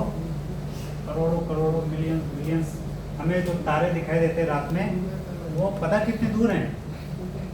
लाइट ईयर दूर, एक दो नहीं, हजारों लाइट ईयर्स दूर, प्रकाश वर्ष दूरी नापी जाती है। एक साल में प्रकाश जितनी दूरी तय करती है उसको एक प्रकाश वर्ष लगता है। तो 4000 प्रकाश वर्ष दूर कोई चीज है, और हमने आज देखा उसको कि वहाँ चमक रहा है तारा। तो इसका मतलब जो आज हमने देखा वो 4000 वर्ष पहले वहाँ से एक किरण चली थी, वो आज हमारे आंखों पे जाके पड़ी है, तो हमें वहाँ पे एक चीज दिख रही है। उन 4000 सालों में पता नहीं वो वस्तु वहाँ है भी कि उसका ईंधन खत्म हो गया, वो राख हो गई कि वहाँ से हट गई। कहने का मतलब है कि इलेक्ट्रोमैग्नेटिक का सिद्धांत इतना जबरदस्त है कि बहुत दूर दूर तक किरणें इसकी चली जाती है। अच्छा, ये सिद्धांत सिर्फ प्रकाश में ही नहीं है, प्रकाश भी इलेक्ट्रोमैग्नेटिक विकिरण है। हमारे मोबाइल की विकिरण है वो भी वही है। कितने देखो यहाँ चित्र बना हुआ है, रेडियो में। हाँ, और मजे की बात क्या, वैज्ञानिक लोग जितना खोज पाए उतना हमने बनाया है यहाँ पे। हो सकता है ब्रह्मांड में और कुछ विकिरण जो हम अभी यंत्रों से पकड़ नहीं पा रहे हैं, कह नहीं सकते ना। तो सबसे जो हम लोग को आँख से देख पाते हैं बिना किसी यंत्र के, वो बीच का है इतना। ये जो 7 रंग दिख रहे हैं ना, सतरंगी विजिबल प्रकाश जिसको बोलते हैं, जो आँख से देख पाते हैं हम लोग, जो जितना हम देख पा रहे हैं वो सिर्फ उसका एक छोटा सा भाग है। इसके आगे बहुत है और इसके पीछे बहुत है। प्रकाश की जो तूफान चल रहा है विकिरण का, उसमें से सिर्फ इतने को हम लोग अपनी आंखों से पकड़ सकते हैं। जिसमें से 7 कलर है ना, जी ये प्रकाश है, सूर्य का प्रकाश को प्रिज्म में रखो तो 7 कलर का वो या कभी इंद्रधनुष बन जाता है प्राकृतिक रूप से, तो वो 7 कलर हम अलग अलग करके देख सकते हैं। लेकिन वो पूरे जो इलेक्ट्रोमैग्नेटिक रेडिएशन का पूरा ब्रह्मांड में छाया हुआ उसका एकमात्र बहुत ही छोटा हिस्सा है। हाँ, यंत्रों के द्वारा हम उसके आसपास थोड़ा और डिटेक्ट कर पाते हैं। तो जो ये 7 कलर है इनका सीक्वेंस कैसे होता है, रेड से शुरू होता है और वायलेट पे खत्म होता है ना। VIBGYOR, violet, indigo, blue, green, yellow, orange, red, ऐसे होता है ना। विब्ग्योर बी की तरफ से शुरू होता है और आर की तरफ खत्म होता है, तो इसको बोलते हैं रेड और इसको बोलते हैं वायलेट। बी से आर की तरफ विब्ग्योर, ठीक है। हिंदी में जो भी कहते हो आप, हाँ, धातुयानम जो भी है वो 7 कलर हो गए। अब इस जो बी वाली तरंग है जो प्रकाश की, उससे ऊपर जो होंगे उसको कहेंगे अल्ट्रा वायलेट। अल्ट्रा का मतलब होता है ऊपर, बड़ा, उससे ज्यादा ताकतवर है ना, पावर ज्यादा है उसकी। और इंफ्रा का मतलब होता है छोटा या कम, इंटीरियर है ना, छोटा या उससे कम ताकत, उससे कम पावर रखने वाला, उसको बोलते हैं इंफ्रा रेड। रेड के छोटा जितने भी हैं वो प्रकाश कहलाते हैं इंफ्रा रेड। समझ में आया? अब अल्ट्रा वायलेट और इंफ्रारेड जैसे इस ये विजिबल प्रकाश जो है, इसमें तो हम लोग पैदा हुए, इसी में रहे, इसी में खेले कूदे, इसमें हमारा शरीर ढला हुआ है, हमारे आंखें इससे ढली हुई हैं, हमें कोई दिक्कत नहीं होती, हमें हर जगह मदद करता है ये प्रकाश। करता है कि नहीं? कभी सूर्य के प्रकाश में बाहर घूमें, कभी आंखों में ना ज़्यादा चमकेगा, ना कभी डायरेक्ट नहीं देख सकते, बट उसके प्रकाश में सब कुछ अच्छा दिखता है। जब अल्ट्रा वायलेट आता है तो ये हमें तकलीफ देना शुरू होता है, क्योंकि इसकी पावर ज़्यादा है। अल्ट्रा वायलेट किरणें पृथ्वी से आती हैं और हमारे इस पृथ्वी के चारों तरफ एक परत है, ओजोन लेयर। हाँ, वेरी गुड, किसने बताया? पवन जी आए हैं मथुरा से। मथुरा जी, पवन जी, बहुत बढ़िया। हमारे हाँ, बहुत बढ़िया। इसके चारों तरफ क्या है?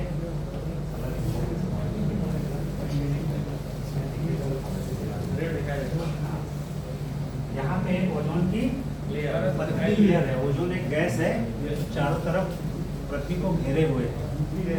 तो वो क्या करता है, जो अल्ट्रा वायलेट है ये इन किरणों को रोकता है।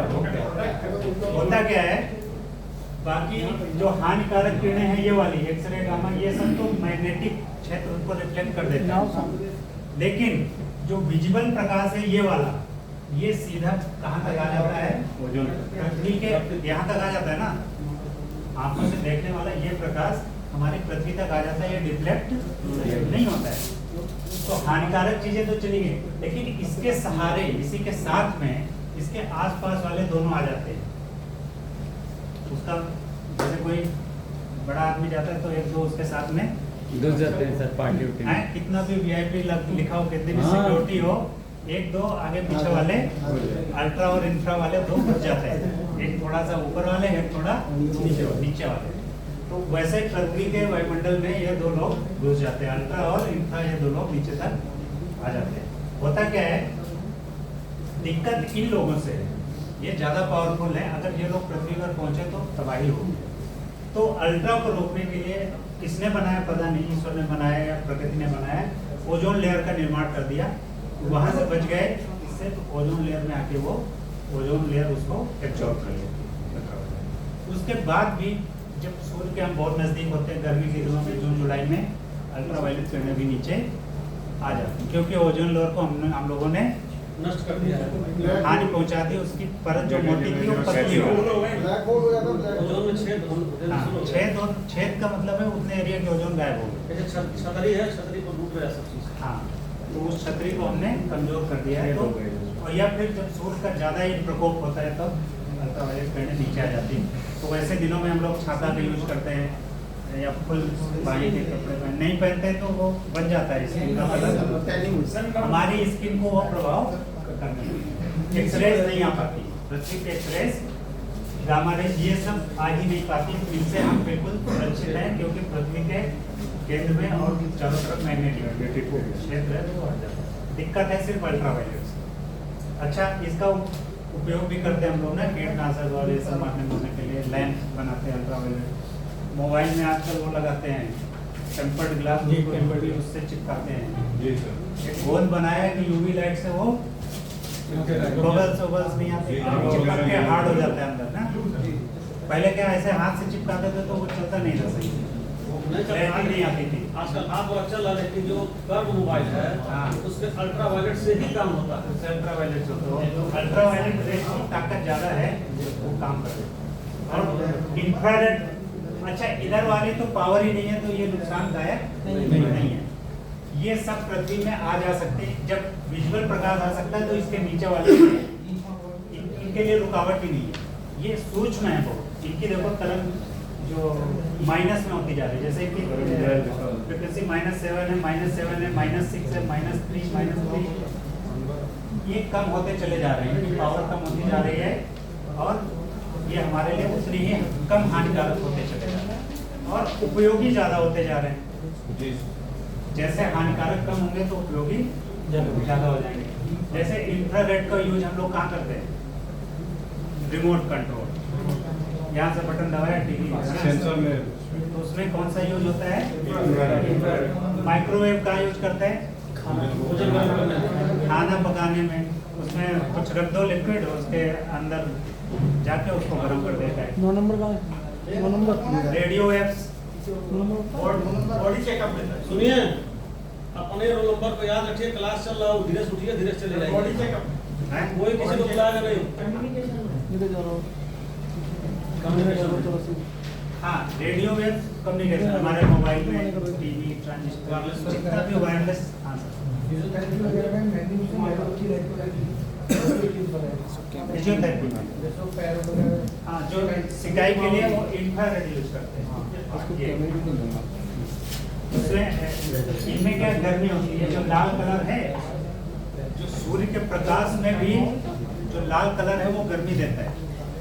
इसकी गर्मी है रेड कलर से। तो जो लैंप वगैरह होते हैं ना, चोट वोट लग जाती है फिजियोथेरेपी में कहीं भी, उसके अंदर ये वाला बल्ब लगा होता है, उससे गर्मी होती है। तो अब हम लोग को बचना किससे? इनसे बचना है, इनसे अल्ट्रावायलेट से हमें ओजोन लेयर बचा लेगी। बच्चे कौन से? एक्सरे का भी उपयोग हम लोग करते हैं जी सर। कंट्रोल करके। इसकी मात्रा है 3 टेस्ला से ज्यादा ह्यूमन के ऊपर यूज नहीं करना है। उससे ज्यादा करेंगे तो कितना है? लिखा रहता है ना, सिटी स्कैन, ये स्कैन नॉर्मली करना चाहिए 1 टेस्ला का, लेकिन उससे क्लैरिटी नहीं आती, पिक्चर ज़्यादा बढ़िया नहीं आता। तो लोग क्या करते हैं, महंगी वाली अच्छे जो हॉस्पिटल्स हैं, मेदांता में जाओगे, वो 3 टेस्ला वाला यूज़ कर देते हैं। लेकिन करना नहीं चाहिए, बहुत ज़्यादा जरूरी ना हो। छोटा मोटा कहीं चोट है तो एक्सरे कराओ, तो सस्ते वाले में कराओ, सस्ती वाली मशीन, वो ज़्यादा नुकसान नहीं करती, चित्र ज़्यादा अच्छा नहीं आएगा। जब बहुत ही मारी हेयर लाइन फ्रैक्चर और बहुत ही महीन आपको देखना है, बहुत क्लैरिटी चाहिए, तब हाई उसमें जाओ। सर, डिजिटल एक्सरे आजकल चल रहा है, हाँ, वो 3 टेस्ला पे काम करता है क्या? नहीं, डिजिटल उसका प्रिंटिंग मिल्टिंग वाला डिजिटल है, बाकी एक्सरे तो किरण वही है। और जो एलिमेंट है 3 से ज़्यादा नहीं होगा, और 1 रिकमेंडेड है, 3 यूज करते हैं लोग ज़्यादा क्लैरिटी के लिए। क्योंकि बिजनेस का माहौल है, तो जो लोग ये सब बनाते हैं वो सब पॉलिसीज अपने अनुसार गवर्नमेंट से टाई अप कर लेते हैं। अभी गवर्नमेंट बैन कर दे 3 टेस्ला वाले जितने भी स्कैनर हैं, एक्सरे और सिटी स्कैन है सब, तो मेडिकल क्षेत्र में तबाही, हंगामा मच जाएगा। तो वो सब वो लोग देख लेते हैं। बट हमें सतर्क रहना, आप लोग जागरूक हैं तो आपको पता है कि अल्ट्रावायलेट सुपर वाली चीज़ें हानिकारक हैं, एक्सरे हमारे लिए हानिकारक हैं। क्यों? क्योंकि इसके बाद ये सारे कुछ आयोनाइजिंग वाले विकिरण में आते हैं। ये कौन से हैं? नॉन आयोनाइजिंग वाले हैं। तो ये आयोनाइजिंग वाले हैं। एक्सरे हमारे लिए लिमिटेड मात्रा में है तो उसको यूज करते हैं, अनलिमिटेड है कहीं से कंटिन्यू आ रहा है, हमारे लिए हानिकारक है। और गामा लिख दिया, लेकिन इसके बीच में बहुत सारे हैं। अब देखो जैसे एटम है, परमाणु, परमाणु के बारे में क्या धारणा है आप लोगों को? कोई बताना चाहे परमाणु से कैसे? स्मॉलेस्ट पार्टिकल होता है। इसमें पार्टिकल जैसे कुछ भी दिख रहा है हमें, उसका एक पार्ट लिया, टुकड़ा लिया, फिर और छोटा किया, उसका और छोटा किया, उसके एक्स्ट्रा निकालते गए, जो सबसे छोटी इकाई बचती है, मतलब आप उसको नहीं तोड़ सकते, इसका जो मेन इकाई होता है उसको बोलते हैं एटम, और हिंदी में बोलते हैं हाँ सूक्ष्म कण, सबसे सूक्ष्मतम कण बोल सकते हैं, सूक्ष्मतम, उससे सूक्ष्म नहीं हो सकता, वो अकेला एक यूनिट है, उसी को बहुत सारे मिला के आप उसका एक बड़ा टुकड़ा बना सकते हैं। तो जैसे आपने लोहा एक लिया तो उसका परमाणु निकालेंगे, रख देंगे।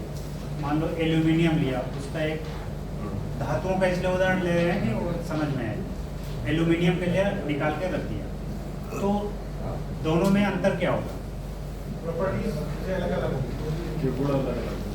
और हर एटम 3 मूल कणों से मिलकर बना, न्यूट्रॉन। तो जब इलेक्ट्रॉन प्रोटॉन न्यूट्रॉन से लोहे का भी बना, इलेक्ट्रॉन प्रोटॉन न्यूट्रॉन से एल्युमिनियम का भी बना, तो दोनों में जब इकट्ठा करके इतना बड़ा टुकड़ा बनता है तो अंतर क्यों हो जाता है? आप बताएं। किसकी? नहीं, सबकी इलेक्ट्रॉन, चाहे वो यूरेनियम से ले ले, चाहे लोहा से ले ले, चाहे वहाँ से ले ले, इलेक्ट्रॉन का द्रव्यमान, उसकी ताकत, उसका सब सेम है। फिर वो आपस में क्रिया करते नहीं, उनकी संख्या में कम ज्यादा। हाँ, समझ गए? जैसे परमाणु जो मैंने दिखाया है यहाँ पे, ये बना हुआ है, इसका एक नाभिक होता है केंद्र, इसके अंदर 2 तरह के कण, प्रोटॉन और न्यूट्रॉन, और उसके चारों तरफ घूमते रहते हैं इलेक्ट्रॉन। अगर इनकी संख्या कम ज्यादा कर दोगे और फिर उनको इकट्ठा करके बनाओगे तो उसका रूप भी बदल जाएगा। सारा खेल है इनकी संख्या का, समझिए? सिर्फ इनकी संख्या कम ज्यादा होंगे तो हमारी धरती जब सूर्य से निकली या जहाँ से भी बनी जो कुछ है, तो उसमें पहले शुरू में बहुत ही उठापटक हुई, इससे इलेक्ट्रॉन निकल रहे हैं, उससे प्रोटॉन निकल रहे हैं, ये टूट रहा है, वो बन रहा है, कभी लोहा सोना बन रहा है, कभी सोना लोहा बन रहा है, कभी एल्युमिनियम, करते करते समय बीतता गया, हजारों साल, अरब खरब साल बीत गए, और जो जहाँ स्टेबल हो गया, जितने पे जाके स्थिर हो गया, प्रकृति में स्वतंत्र रूप में रह सकता है, वो सब स्थिर हो गया। जो अस्थायी चीजें थी वो बदल के एक दूसरे में टूट टाट के सेटल हो गए। कुछ चीजें प्रकृति में अभी भी ऐसी छूटी हुई हैं जो अभी भी स्थायी नहीं हो पाई। उनमें से हैं जैसे यूरेनियम, थोरियम, ये अभी भी विकिरण कर रहे हैं, अपने इलेक्ट्रॉन प्रोटॉन ये सब निकाल रहे हैं, क्योंकि अभी भी इनको स्थायित्व तो नहीं मिला है, ये अभी भी पूरी तरीके से सेटल नहीं है, ये अभी भी विकास की प्रक्रिया में चल रहे हैं। जैसे लोहा है, सेटल हो गया, धरती में कहीं से भी निकालो उससे विकिरण नहीं हो रहा, लेकिन यूरेनियम से अभी भी हो रहा है। और उसकी जो हाफ लाइफ पीरियड होती है, भाई विकिरण होगा, धीरे धीरे उसका मात्रा कम होगी, कम होते होते एक समय आएगा कि आधा हो जाएगा। तो यूरेनियम है, उसको 6500 या 6400 साल में वो आधा हो जाता है। तो धरती में अभी भी बहुत सारा यूरेनियम बचा हुआ है जो विकिरण कर करके अपने आप को कम कर रहा है धीरे धीरे। और करने के बाद बनता क्या है उससे? कुछ तो तत्व बनेगा जिसमें जाके स्थायित्व मिलेगा उसको। यूरेनियम से तो यूरेनियम के टूटने से क्या बनता है? ये आप लोगों का होमवर्क है, ठीक है? अभी लंच के टाइम इसको ढूंढेंगे आप लोग, यूरेनियम टूटने के बाद किन तत्वों में जाके स्थायित्व उसको मिलता है, फिर उसमें विकिरण नहीं करता, ठीक है? ये जो प्रतिशत का नहीं है वो यूरेनियम के टुकड़े पर हाँ, अब आ रहे हैं ना, वही चीज विकिरण पे आ रहे हैं। ढूंढ लिया तुरंत ही। हाँ, तो क्रिप्टॉन और न्यूट्रॉन, नियॉन, और क्रिप्टॉन और नियॉन से विकिरण नहीं होता, ये प्रकृति में स्थायित्व पा चुके हैं। तो टूट के जब यूरेनियम खत्म होकर क्रिप्टॉन बन जाएगा तो उसका विकिरण खत्म हो जाएगा, और ये प्रक्रिया भी बहुत सालों तक चलेगी जब तक धरती में यूरेनियम रहेगा।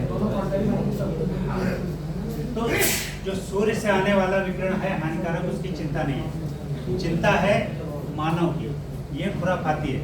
ये क्या करता है, इसको कहीं से पता चल गया कि यूरेनियम से विकिरण निकल रहा है, अब उसको लगा कि इसमें तो ऊर्जा है, क्योंकि ये हाई एनर्जी वाली चीज़ है। इसका कैसे उपयोग करें या दुरुपयोग करें? सबसे पहले यूरेनियम का दुरुपयोग सोचा गया, उपयोग नहीं सोचा गया। सबसे पहले एटम बम बनाया गया, परमाणु रिएक्टर बाद में बने, पहले क्या बना? Atom bomb. पहले उसका दुरुपयोग हुआ, उनको पता चल गया इसमें शक्ति है, ताकत है और हाई एनर्जी है, तो पहले इसको हम बम बनाएंगे, फोड़ेंगे इसको, दूसरे को मारेंगे, डराएंगे, कंट्रोल करेंगे, जो भी है।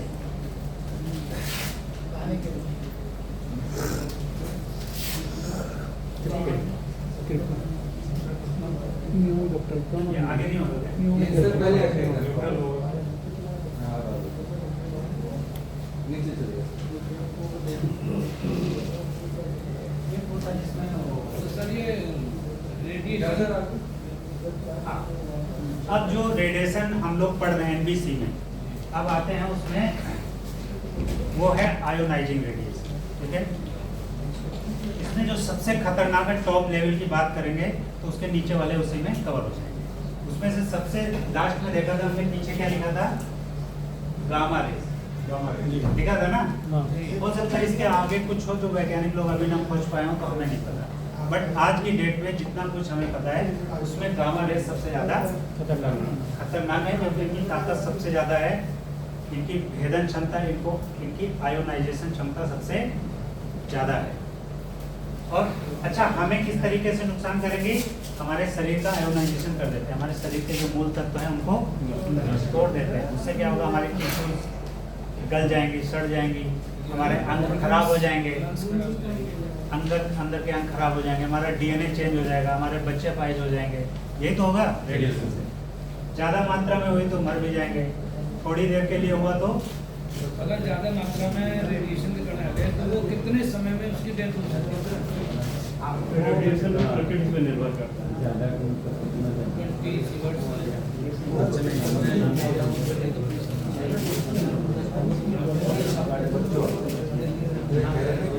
क्या हो रहा है? Roll number 10।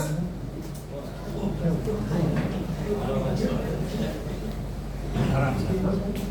तो अब चलते हैं, हम लोग जो बात करेंगे, जो न्यूक्लियर रेडिएशन की बात करते हैं। ये देखो जापान वगैरह में ज्यादा मात्रा में लेने से क्या होगा? जितना है सभी लोग हैं, कोई मरा नहीं। विकलांग हो गए।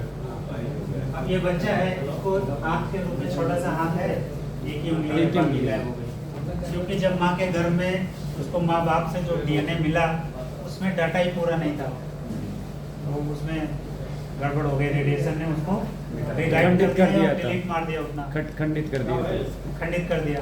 तो पूरा अब जब उस डीएनए से बच्चे का शरीर का निर्माण हो रहा है, जितना भाग खंडित था उसका समझ नहीं है क्या करें, तो वो उतना रहेगा। सर ये मतलब कहाँ कैसे मात्रा में लिया उन्होंने? कहाँ जापान में जो परमाणु हमला हुआ, जापान में हमले के बाद का? हमले के समय जिन लोगों को रेडिएशन लग गया, उनकी जब नेक्स्ट जनरेशन आई उसका है। आज भी इस तरह के वहाँ आ रहे हैं, अभी भी बहुत बोलने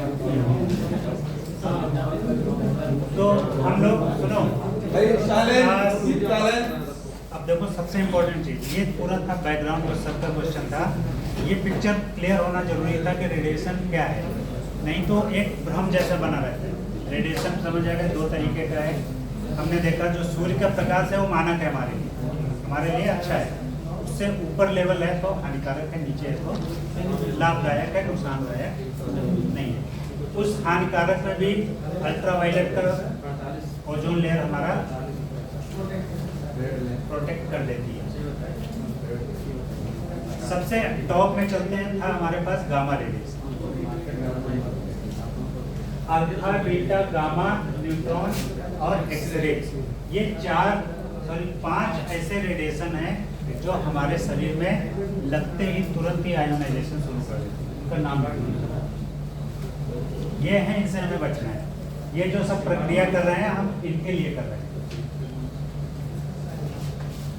ये लिख लीजिए 5 चीजें, ये जो सूट बनाया गया है इससे बचने के लिए बनाया गया। और ये चीजें प्राकृतिक रूप से कहीं मिलती हैं इंडिया में, इनसे उनसे प्राकृतिक रूप से कहीं मुलाकात हो सकती है किरणों से। जो जी हाँ। नुकसान होते हैं उसमें सर जहाँ रेडियोएक्टिव पदार्थ MRI मशीन, नहीं प्राकृतिक रूप अच्छा प्राकृतिक रूप से। देखो मैंने पहले दिन एक नियम बताया था कि हम लोग पढ़े लिखे अच्छे लोग हैं, जिसको कुछ बोलना हो इंडिकेट कर देना, एक साथ सभी ना बोलो। ये सर ने बहुत अच्छा बताया मेरे जी ने। खदान अभी सर कल मिला है रेडियम जो है ये सोनभद्र में पाया गया है खुदाई में। बिल्कुल सही एरिया पकड़ लिया इन्होंने। तो देखो आप लोग न्यूज़ जरूर पढ़ा करो, समाचार पे नज़र मारो, अब आपको दिखाई देगी चीज़ें। एक झारखंड सोनभद्र उसी साइड है ना, झारखंड में एक बहुत बड़ा इलाका है, गांव है, जिसको वहाँ के लोग परमानेंट ही अपाहिज होते जाते हैं। तो जब साइंस नहीं थी आज से 100-200 साल पहले, तो लोग बोलते थे कि वहाँ पे कुछ जगह ये श्रापित है, ये है वो है। बाद में पता चला कि वहाँ पे यूरेनियम रेडियो, सिर्फ यूरेनियम ही नहीं होता है, थोरियम और कौन से प्लूटोनियम, 3-4 पदार्थ ऐसे हैं जो प्रकृति में ऐसे पाए जाते हैं, और कुछ हैं जिनको बना सकते हैं। जैसे कार्बन है, नॉर्मल है, लेकिन उसमें भी इलेक्ट्रॉन प्रोटॉन के नंबर्स में छेड़खानी करोगे, अनस्टेबल कर दोगे तो वो क्या करेगा? रेडिएशन करके अपने आप को स्टेबल करने की कोशिश करेगा। कोई आदमी चुपचाप शांति से बैठा है, जाके 2-4 थप्पड़ मार दिए, उसका छेड़खानी कर दिया, अब वो कुछ ना कुछ तो करेगा, तभी स्टेबल होगा, बदला लेगा, किरण अपना भी निकालेगा किसी के ऊपर। वैसे ही है प्रकृति में जो तत्व पाए जाते हैं, अगर आपके अंदर क्षमता है तो आप किसी भी चीज़ को अनस्टेबल कर सकते हो। उसके इलेक्ट्रॉन प्रोटॉन में छेड़खानी कर दो नाभिक के लेवल पे, तो वो विकर्ण करके अपने आप को स्टेबल करने की कोशिश करेगा। झारखंड का एक केस स्टडी है, आपके सिलेबस में नहीं है, बट मैं आपको हिंट दे देता हूँ, लिख लीजिए। झारखंड रेडिएशन विलेज, एक गांव का नाम, मुझे गांव का नाम ही ऐसा कुछ भूतहा गांव ऐसा कुछ रख दिया है, मुझे थोड़ा ठीक से याद नहीं आ रहा है। हाँ, आप ऐसे डालोगे झारखंड रेडिएशन केस स्टडी, आपको मिल जाएगा पूरा। उसकी डॉक्यूमेंट्रीज बनी हुई हैं, अच्छे जर्नलिस्ट लोग उसके ऊपर बनाया है। सर ये जब वहाँ पे जादूगोड़ा जादू उस गांव का नाम पहले लोग सोचते थे यहाँ जादू टोना है, फिर उसका नाम रख दिया जादूगोड़ा। घोड़ा मतलब गांव होता है। जब सर जब केस आए होंगे, लोग वहाँ विकलांग पैदा हो रहे होंगे, तो कोई वैज्ञानिक शोध हुआ होगा वहाँ जाने पर? वैज्ञानिक क्या, खुदाई वाले पहुँच गए वहाँ, माइनिंग वाले एक से माफिया, और अब वहाँ पे माइनिंग होती है, अभी भी होती है वहाँ पे, सरकारी उसका वो हो गया, और वहाँ से टेंडर हो गया, यूरेनियम वगैरह निकाला जाता है, लेकिन उसका जो कचरा है, मलबा है, वो वहीं पे डंप किया जाता है, उसका प्रभाव तो रहेगा ही। सबसे अधिक सर अपराध है बिहार की ट्रेनिंग सेंटर बनाने यहाँ, वो सुधा दिल्ली बैंक। आप खड़े मत होइए, बार-बार बैठ के बताइए। वहाँ सर अपराध बहुत है, खदान जो हुई है, लेकिन अपराध हमारे लिए हानिकारक नहीं है। हाँ, कुछ भी प्रकृति से आप अनावश्यक रूप से खुदाई करोगे, बैलेंस बिगड़ेगा। तो हम चर्चा कर रहे थे अल्फा बीटा गामा, न्यूट्रॉन और एक्सरे। इसमें से अल्फा बीटा गामा, जहाँ भी रेडियो एक्टिव मटेरियल मिलेगा वहाँ पे ये चीज़ें मिलेंगी। न्यूट्रॉन और एक्सरे हमें बनाना पड़ता है, प्रकृति में नॉर्मल रूप से नहीं मिलेंगे, इनको आपको खुद छेड़खानी करके प्रयोगशाला में बनाना पड़ेगा। एक्सरे जैसे हम लोग बनाते हैं प्रयोगशाला में, बिजली का करंट देते हैं और उसका एलिमेंट होता है, उससे एक्सरे किरणें निकलती है। न्यूट्रॉन परमाणु भट्टी में, भट्टी को जलाने के लिए जैसे हम लोग घरों में माचिस लगाते हैं भट्टी में, वहाँ पे क्या लगाते हैं?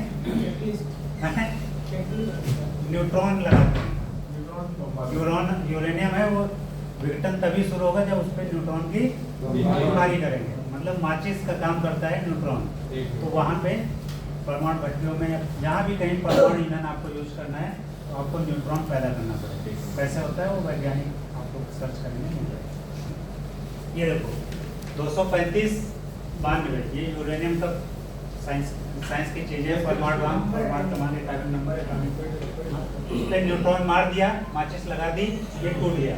क्रिप्टॉन और ये क्या है? बेरियम ही है ना, हाँ, इन दो में टूट गया, तो ये दोनों स्टेबल हो गए। स्टेबल तो हुए, ये एक ही परमाणु है। परमाणु का मैंने बताया था कि उससे ज्यादा सूक्ष्म कुछ नहीं हो सकता।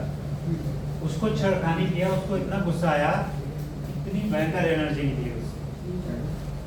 आप ये समझो, एक टेनिस की बॉल जितनी है, अगर उसके परमाणुओं को तोड़ा जाए तो एक ट्रक भर के, जैसे कोयला है, एक ट्रक होता है ना 40-45 टन कोयला जलाया जाए, उससे जितनी ऊर्जा निकलेगी उतनी ऊर्जा सिर्फ एक छोटी सी गेंद से आ सकती है, इतना ज़्यादा ऊर्जा होती है।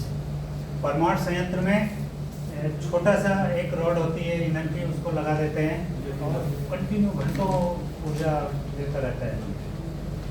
परमाणु संयंत्र में वो ऊर्जा कंटिन्यू देता रहता है बहुत दिनों तक।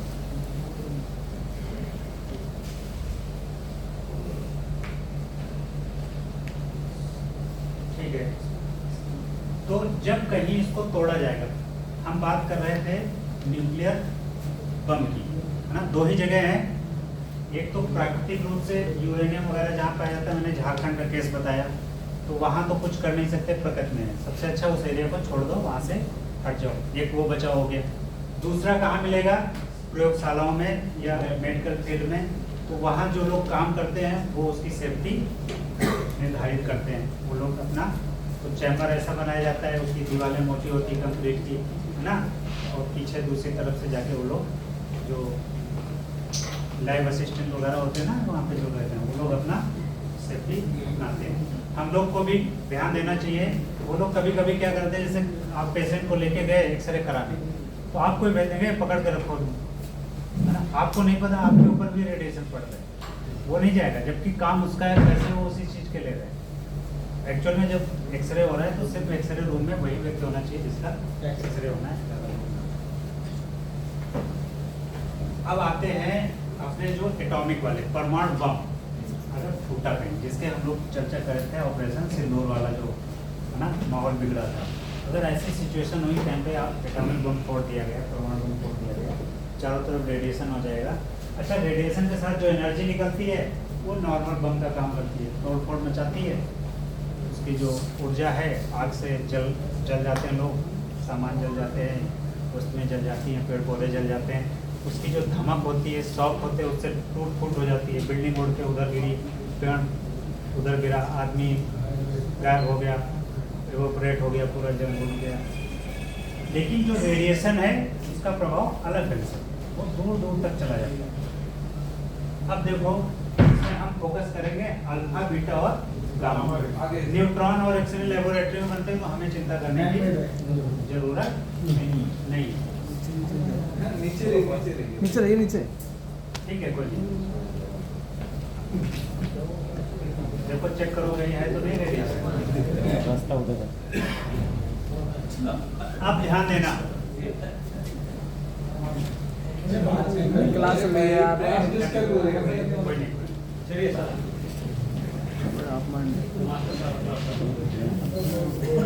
देखिए, इम्पोर्टेंट चीज है ये, वही सर है क्या जिन्होंने क्वेश्चन पूछा था? नहीं, अल्फा रेडिएशन है, न्यूट्रॉन और एक्सरे का बता दिया, लेबोरेटरी में होगा अल्फा, बीटा, गामा।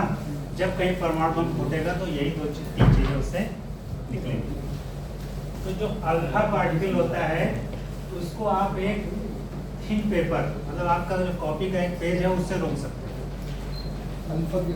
अल्फा किरणों, या इनको हम लोग अल्फा कण भी बोलते हैं, क्योंकि ये भारी होते हैं। जो स्रोत होता है ना, जहाँ से निकलते हैं, अपने स्रोत से बस 10-5 सेंटीमीटर दूरी जाके गिर जाते हैं। इतने भारी होते हैं, बड़े होते हैं। बड़े मतलब ये मत समझना कि जब हम सूक्ष्म लेवल पे बात कर रहे हैं, अंदर परमाणु की बात कर रहे हैं, तो परमाणु लेवल पे जो सबसे बड़ा कण होता है वो होता है अल्फा कण। तो ये ज़्यादा दूरी ट्रेवल विकिरण तो करता है, लेकिन बहुत दूर नहीं जाता है। कितना दूर जाता है? 2 से 3 मीटर नहीं, और कम? सेंटीमीटर में, 1 मीटर भी नहीं जाए। बहुत ही शक्तिशाली स्रोत हुआ तो हो सकता है 1 मीटर तक चला जाए, बहुत पावरफुल स्रोत हो, ज़्यादा मात्रा में हो, कह नहीं सकते। बट नॉर्मली क्या होता है, रेंज इन एयर, हवा में लेस देन 5 सेंटीमीटर, 5 सेंटीमीटर से पहले ही गिर जाएगा। ये आप ऐसे समझ लो कि बहुत बड़ा पहलवान आदमी है और उसको अगर एक भारी पत्थर दे दिया जाए 70-80 किलो का, वो उठा तो लेगा, पहलवान लोग उठा लेते हैं ना, लेकिन फेंक नहीं पाएगा। कितना फेंकेगा? तो वैसे ही कितना भी ताकतवर स्रोत हो, लेकिन अल्फा जो पार्टिकल है उसको 5 सेंटीमीटर से ज़्यादा दूर नहीं फेंक सकता। अच्छा, अल्फा पार्टिकल चूंकि भारी है तो नुकसान करने की इसकी ताकत बहुत ज़्यादा होती है। अगर ये आपके शरीर में घुस गया तो नुकसान सबसे ज़्यादा कौन करता है? अल्फा पार्टिकल करता है। ठीक है, और उसको रोकना कितना आसान है? पेपर भी लगा के। कहने का मतलब अगर आपने कपड़े पहने हुए तो आपके शरीर में घुस नहीं पाएगा, आपके स्किन पे गिरेगा ना तो घुसेगा नहीं। ठीक है, आपके स्किन में डायरेक्ट एंट्री नहीं कर पाएगा जब तक आप उसको इनहेल ना कर लें। अगर आपने कोई भी स्रोत है जमीन पे तो उससे 5 सेंटीमीटर गिरेगा, अगर विकिरण होगा भी तो 5 सेंटीमीटर ऊपर ही उठेगा। अगर आपने अपने जूते और ये सब अच्छे से पहना हुआ है तो आप उससे बचे हुए हैं, कभी इतनी ऊंचाई तक आ ही नहीं पाएगा, कभी आएगा आपके नाक के लेवल। तो अल्फा पार्टिकल से बचाव जितना आसान है, लेकिन ये अगर शरीर में गया तो हानिकारक भी उतना ही।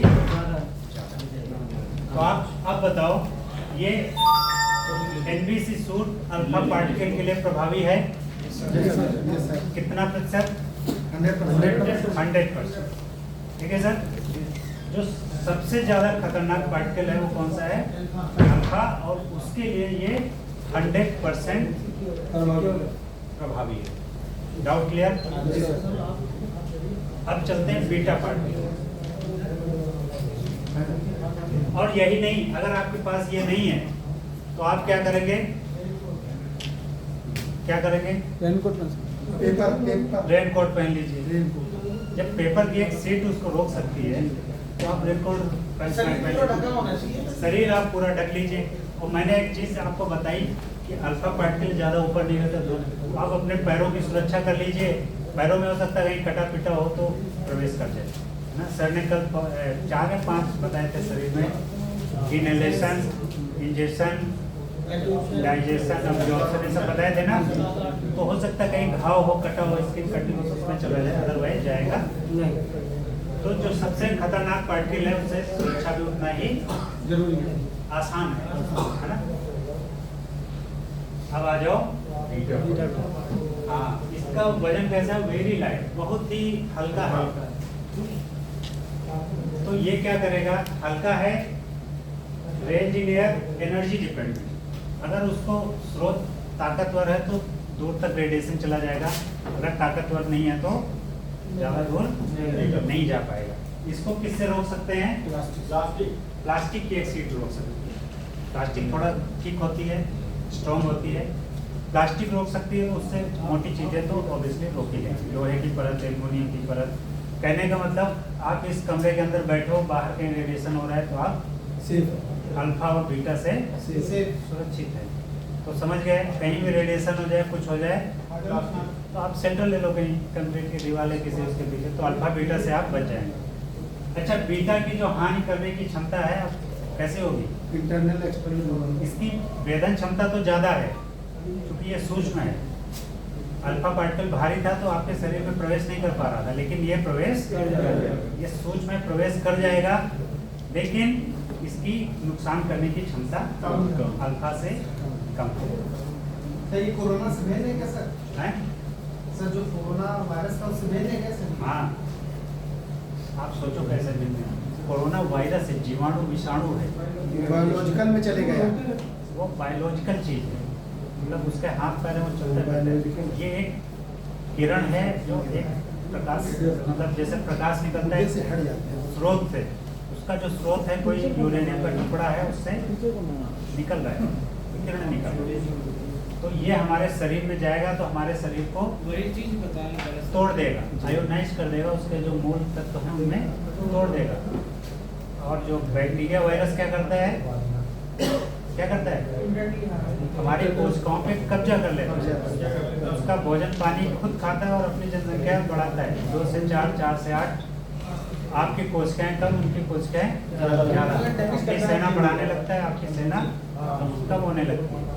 आपके जो प्रतिरोधी तंत्र, अगर उसने उस पर काबू नहीं किया तो आपका पूरा शरीर उनका घर बन जाएगा। ये कैंसर ही है। आपके पूरे शरीर में जीवाणु विषाणु कब्जा कर लेंगे। आपके जो प्रतिरोधक क्षमता खत्म कर देंगे। आपकी जो इम्पोर्टेंट अंग हैं वो काम करना बंद करेंगे तो आपका शरीर मृत हो जाएगा। तो बीटा किससे रुक जाएगा? प्लास्टिक के हवा गामा पार्ट। इसका चार्ज क्या है? इसके ऊपर इलेक्ट्रिक चार्ज नील है, न्यूट्रल है बिल्कुल। वेट क्या है इसका? नील है। क्यों वेट नील है? क्योंकि ये कण ही नहीं है। ये क्या है? ये किरण है। ये क्या है? जैसे हम लोगों ने देखा होगा कि जैसे आग जलाते हैं लकड़ी में, ठीक है? एक कोयला होता है जो नीचे टुकड़ा पड़ा रहता है और एक फ्लेम होती है जो ऊपर उड़ती है, ऊपर हवा में दिखती है उसकी, और एक होती है उस फ्लेम के बाहर ये आंच लगती है ना? तो वैसे ही है, ऊर्जा का जब सघन रूप होता है तो कण के रूप में दिखाई देता है, फिर उसका सूक्ष्म होते होते वो किरण बन जाता है, उसका द्रव्यमान खत्म हो जाता है। अब बताओ ये कहाँ तक ट्रेवल करेगा? बहुत दूर तक, क्योंकि इसका भार खत्म हो गया। ये हवा के साथ साथ रहेगा।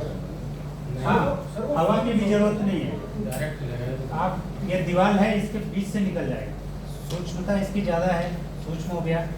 ये जो दीवार देखने में ठोस है, ये कणों से मिलकर बनी सीमेंट मोरंग जो भी है, बट उसका 90% भाग खोखला होता है। हर परमाणु का 90% भाग, क्योंकि नाभिक उसके केंद्र में होता है, इलेक्ट्रॉन चारों तरफ घूमते हैं, तो इलेक्ट्रॉन के बीच से निकल जाएगा वो। खाली जगह तो है पूरी। लाइटर होता है। हाँ, उससे भी छोटा होता है ना ये। जब इस पे चार्ज नहीं है, चार्ज न होने की वजह से इसको कोई अपनी तरफ खींच के चिपका नहीं सकता। पॉजिटिव निगेटिव चार्ज हो तो अपने पास चिपका ले, कोई रोक ले, स्वतंत्र है, बोझ है नहीं। जैसे सन्यासी नहीं होता है, कोई कुछ नहीं है उनके पास, नागा साधु घूम रहे हैं ऐसे, हैं? कोई चिंता नहीं। वैसे ही है ये, ना तो इसके पास कोई भार है, ना कोई जिम्मेदारी है, ना कोई चार्ज है, और ना इसको कुछ जरूरत है। लेकिन खतरनाक ज़्यादा नहीं है। ज़्यादा खतरनाक था जिसके पास ताकत थी, पावर थी। अल्फा बीटा उससे कम और गामा उससे कम। बट इसकी सबसे ज़्यादा खतरनाक चीज़ है कि वेदन क्षमता हो जाए, है ना? ये आपके शरीर से जहाँ कहीं भी होगा रेडिएशन, आप बच नहीं पाओगे। अल्फा से तो आप बच जाओगे, बीटा से प्रयास करके बच जाओगे, अल्फा से तो आप ऐसे जूते मोजे पहन के चले जाओगे, नॉर्मल कपड़े, तो बच जाओगे। अल्फा आपके अंदर जाएगा नहीं, वो बचाव कर देगा। बीटा के लिए आपने सूट पहन लिया तो बच जाओगे, लेकिन गामा से आप सूट पहन के भी नहीं बचेगा। ये सूट गामा से बचा लेगा? नहीं सर, ये सूट गामा से बचा लेगा? नहीं बचा लेगा। गामा किरणों को आपको झेलना पड़ेगा। लेकिन अच्छी बात यह कि गामा किरणें ज़्यादा हानिकारक, कम समय के लिए आप उनसे जल्दी जाओ, अपना काम करो और भागो। वही चीज जानना चाह रहा था, जैसे कि हम नरवर परमाणु केंद्र में विजिट के लिए जाते हैं, तो तब वहाँ पर हमें बताया जाता है कि किसी भी प्रकार का कोई भी सूट नहीं बचा बना हुआ जो इस रेडिएशन से बचा सके। उसका बस केवल एक ही कारण होता है, या तो आप किसी यानी कि नीचे जो बेसमेंट बना लेते हैं, या उसके जो हवा चल रही है उसके विपरीत दिशा में जाकर के। तो वो गामा की बात कर रहे हैं। अब आपको इतने डिटेल में नहीं बताएंगे ना। ये तो हमारे क्वेश्चन का आंसर था। इस क्वेश्चन को मैंने तोड़ के तीन चीजें, तीनों को अलग अलग बताया, बट वो एक ही में बोल देते हैं कि दुनिया का कोई ऐसी चीज नहीं। गामा से मैं कह रहा हूँ दीवार के अंदर से छेद के निकल जाएगा। आपको पता होगा, आप परमाणु संयंत्र के पास हैं, परमाणु संयंत्र के चारों तरफ कंक्रीट की कितनी मोटी, आप बताओ कितनी मोटी होती है? होमवर्क है आपको, 9 फीट मिनिमम। ज़्यादा रख लो, अच्छी बात है। तो समझ रहे हो गामा पार्टिकल्स को रोकने के लिए कितना हमें तगड़ा, और अल्फा तो एक कागज के टुकड़े से रुक जा रहे हैं। समझ रहे हैं ना कितना अंतर है? ये देखो तीनों को एक ही में बना दिया। ये पेपर की थिन, यहाँ से सब कुछ निकल रहा है, अल्फा पार्टिकल यहीं रुक गया, इसके आगे नहीं जा पाया। बीटा क्या हुआ? कागज से निकल गया, लेकिन एल्युमिनियम से रुक गया। देखो यहाँ स्किन भी लिखा हुआ है, मतलब अल्फा पार्टिकल आपकी स्किन को पार नहीं कर सकता, आपके अंदर नहीं जा पाएगा। स्किन हमारी हार्ड होती है, सबसे मजबूत टिश्यूज होती है। गामा क्या करेगा? इन सबको निकल जाएगा, लेकिन इसको रोकने के लिए लेड का उपयोग करते हैं, जो परमाणु संयंत्र में लगाते हैं हम लोग। या फिर लेड का उपयोग कहाँ पे करते हैं? लेड का उपयोग और कहीं कहाँ से आवाज आई? बैटरी में जो प्लेट्स लगती हैं लेड की होती है, वो धातु ऐसी होती है, बहुत संघन होती है और हेवी होती है, और उसके अंदर चार्ज को होल्ड करने की क्षमता ज़्यादा होती है। हालांकि गामा पे कोई चार्ज नहीं है, लेकिन फिर भी लेड जो है अगर उसकी अच्छी खासी मोटी परत लगाई जाए तो गामा को रोक सकते हैं। हाँ। या फिर लास्ट में बचता है कंक्रीट की वही दीवार। वो कंक्रीट भी ऐसे वाला नहीं जो 9 फीट वाली। हाँ, वो 9 फीट वाला, 9 फीट समझ रहे हो, मतलब एक कमरा पूरी दीवार है सिर्फ उसकी, सामान्य हाइट के आदमी से ज्यादा। हाँ, तो उतना मोटी कंक्रीट की दीवार बनाएंगे। और न्यूट्रॉन सबको पार कर। हाँ, आप समझ लो कि इसके अंदर छोटे से एरिया में, जैसे हमने देखा था यूरेनियम में 235 लिखा था ना, तो उस 235 में 92 न्यूट्रॉन, सॉरी 92 प्रोटॉन, और जो बाकी बचे वो न्यूट्रॉन, इतने उसके अंदर रहते हैं छोटे छोटे। तो वो और सूक्ष्म है, वो गामा से भी सूक्ष्म है, क्योंकि वो है ही है उसके बाहर, बाकी दूसरे के आर पार निकल जाए। कंक्रीट की 9 फीट की दीवार बना दी, लेकिन मुझे नहीं लगता कि वो भी रोक पाता होगा। रोक लेता होगा? कैसे रोकता है मैं बताता हूँ। यहाँ पे रोका,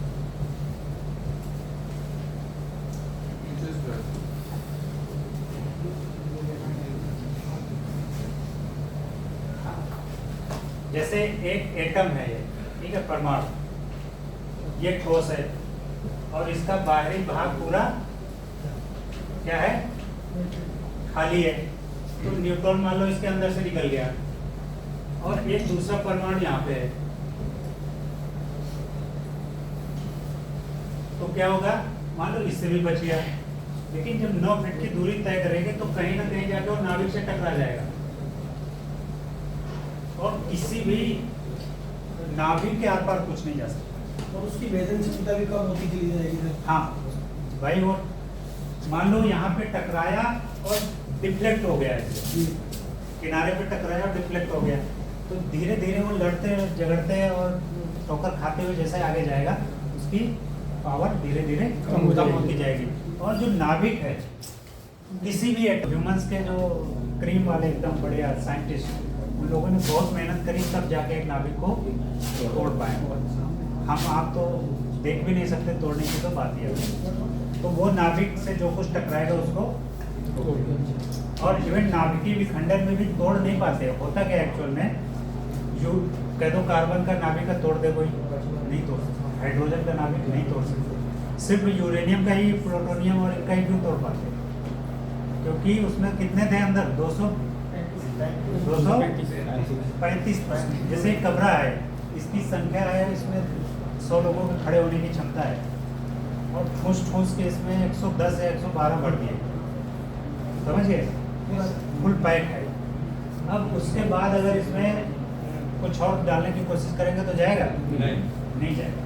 तो वो लोग क्या करते हैं, यूरेनियम जो भारी एटम होते हैं, उनके नाभिक भारी होते हैं, उनके अंदर कणों की संख्या ज़्यादा होती है, और वो बिल्कुल ऐसे होते हैं कि अब फूटेगी तब फूटेगी, बिल्कुल फूटने की स्थिति में रहते हैं। उनके अंदर इतना खचाखच भरा रहता है कि अब एक आदमी अगर एक्स्ट्रा घुसा तो फिर मारपीट हो जाए। तो वही वैज्ञानिक लोग क्या करते हैं, चुपके से उसमें एक न्यूट्रॉन घुसेड़ देते हैं, और वो जाते ही अगल बगल धक्का मारता है, और फिर आपस में मस्ती उसके अंदर अफरा तफरी, और इतनी हीट जनरेट होती है कि वो ब्लास्ट, तब जाके एक तरफ क्रिप्टॉन बनता है, एक तरफ बेरियम। समझ में आया? उसको एक्चुअल में किसी यंत्र से नहीं तोड़ पाते, चुपके से क्या है, वही न्यूट्रॉन जो उसके अंदर हैं, वही जो उसके अंदर पहले से न्यूट्रॉन प्रोटॉन है, वही एक बाहरी न्यूट्रॉन ले जाके उसके अंदर चुपके से घुसेड़ दिया। अब वो जाके वहाँ पे अनस्टेबल कर दिया उसको, जो अभी तक स्टेबल था, स्थायित्व तो था उसका, वो अनस्टेबल हो गया, वो टूट गया, तब वो परमाणु का पता नहीं लगा पाता। क्या तो अपने कक्षा का पता नहीं लगा पाता, वो कोई गलत भटकता है। नहीं, उसका जो नाभिक है, जैसे जैसे वही एग्जाम्पल मैंने दिया, क्लासरूम की एक क्षमता है रहने की, कोई जगह उसमें उतने ही रह सकते हैं, एक्स्ट्रा डाल दोगे तो क्या करेगा, वो सेटल होने की कोशिश करेगा। अच्छा हाँ, शुरू में क्या कर रहे थे लोग, न्यूट्रॉन मार रहे थे तो हो क्या रहा था, इधर से एक न्यूट्रॉन घुस रहा था, उधर से निकल जा रहा था। उनको बहुत साल लगे उसको स्पीड कम करने के लिए, मंदक बोलते हैं, भारी जल का प्रयोग करते हैं, ग्रेफाइट भारी जल है ना। न्यूट्रॉन की गति को कम करने के लिए उनको सालों साल लगे, 20-25 साल तो इस पर रिसर्च करते रहे कि न्यूट्रॉन जो बहुत तेज गति से जा रहा है उसको गति कैसे कम करें। गति कम पहले किया अमेरिका वालों ने, लेकिन न्यूट्रॉन से फोड़ सकते हैं ये खोजा था हाइजेनबर्ग ने, जो जर्मनी में थे उस समय। द्वितीय विश्व युद्ध चल रहा था, पता है चीज, प्रथम विश्व युद्ध हो गया था, द्वितीय की भूमिका बन रही थी। तो उसी समय हिटलर ने हाइजेनबर्ग को हायर किया, मतलब साइंटिस्ट थे, उनको कहा कि बम बनाओ, उनको पूरा फंडिंग दी, सब कुछ दी। तो वो जो हाइजेनबर्ग साइंटिस्ट थे उन्होंने न्यूट्रॉन मार रहे थे तो आर पार निकल जा रहा था, वो उसको रोक नहीं पा रहे थे, ठीक है। फिर एक इटली के वैज्ञानिक थे, मर्फी नहीं, मुझे नाम याद नहीं आ रहा है, उन्होंने कहीं अलग ही खोज कर रहे थे, ऐसे पब्लिश किया कि जो जल होता है उसमें एक भारी जल भी होता है, और वो इतना भारी होता है कि वो सूक्ष्म कणों को भी रोक सकता है, उसकी वो चीज़ हाइजेनबर्ग को जैसे पता चली, लेकिन तब तक लेट हो गया। हाइजेनबर्ग को नहीं पता चली, अमेरिकन जो साइंटिस्ट थे उनको पता चल गई, तो वो लोग न्यूट्रॉन की गति को कम करने में सक्सेस हो गए। जब सक्सेस हो गए, न्यूट्रॉन की गति कम की, तो वो जाके यूरेनियम के अंदर फंस के रुक गया, तो उसने थोड़ी देर बाद उसकी विस्फोट सफल विस्फोट करने में सफल हो गए अमेरिकन साइंटिस्ट की टीम, ओपेनहाइमर और जो लोग थे।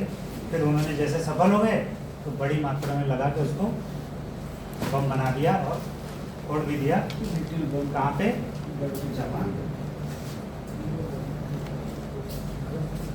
तो रेडिएशन का क्लियर हो गया अभी, हमारे हिसाब से आप लोगों का डर भी निकल गया, ठीक है। तो रेडिएशन इतना खतरनाक नहीं है। जब आप बिल्कुल बम फूट ही गया है, टनों के हिसाब से जब यूरेनियम फोड़ा जाएगा, तो वो उस समय जब तक स्टेबल नहीं हो जाएगा अपने आप, तब तक वो रेडिएशन जब उतने हॉट जोन में, जैसे सर ने बताया था कि 10 रॉन्जन पर आवर है ना, मिली रंजन, 10 मिली रंजन पर आवर है, तो वो हॉट जोन है, मतलब वो आपको तुरंत नुकसान करने के कगार पे। अगर उस पर आप कंटिन्यू 1 घंटे तक बने रहेंगे तो आपको पर आवर मतलब 1 घंटे में 10 मिली रंजन आपको रेडिएशन लग जाएगा, तो आपके इंटरनल ऑर्गन्स को खराब कर देगा। बाकी आप रेस्क्यू कार्य के लिए गए, 2 मिनट के लिए गए और उठा के ले आए, रेडिएशन लगा, लेकिन उसका परमानेंट प्रभाव नहीं पड़ेगा। सर ने एक चीज़ और बताई थी कि अगर आप एक बार रेडिएशन खा लिया, आपके डोजीमीटर में आ गया, आपके नाम से डोजीमीटर में आपके रिकॉर्ड में चढ़ गया कि इस आदमी ने इतना रेडिएशन ले लिया है, तो आपको अगले 1 साल तक दोबारा रेडिएशन नहीं ले आएगा, क्योंकि आपका शरीर रिहेबिलिटेट होकर फिर से अपने आप को रिपेयर कर लेगा, जो थोड़ा बहुत हुआ होगा वो सही होगा।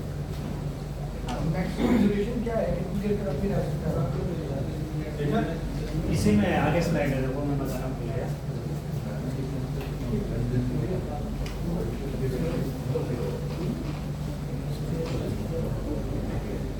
इसमें वो स्लाइड नहीं है क्या? रेडिएशन का लिमिट भी कितना हो सकता है वहाँ पर? है सर, वो थोड़ा रुकेंगे तो आ जाएगा। वो जो टाइम डिस्टेंस और TDS वाला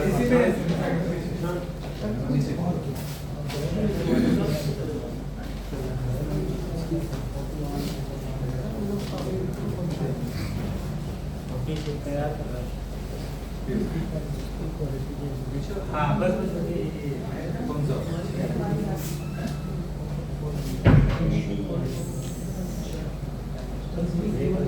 ये भी है दोनों इसमें बता रखा है, इस तरह से इसमें सर इस तरह देखिए जाते हैं, बहुत बेसिक है।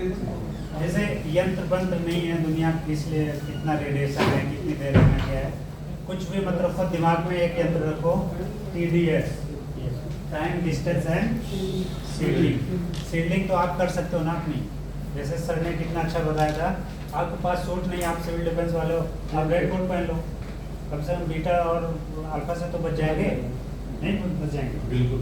जब आप प्लास्टिक के एक परत से रुक सकते हैं, आपको पता है इधर रेडिएशन है, आप कुछ शील्ड ले लीजिए, अपने सामने रख लीजिए, आपके ऊपर आपके जो इंटरनल ऑर्गन्स है, जो सेफ्टी का जोन है, आप शील्ड का, तो सबसे पहला है शील्डिंग। आप अपने सामने एक ढाल रखिए किसी चीज की। दूसरा डिस्टेंस, जितना दूरी बना के रख सके उतना रखिए।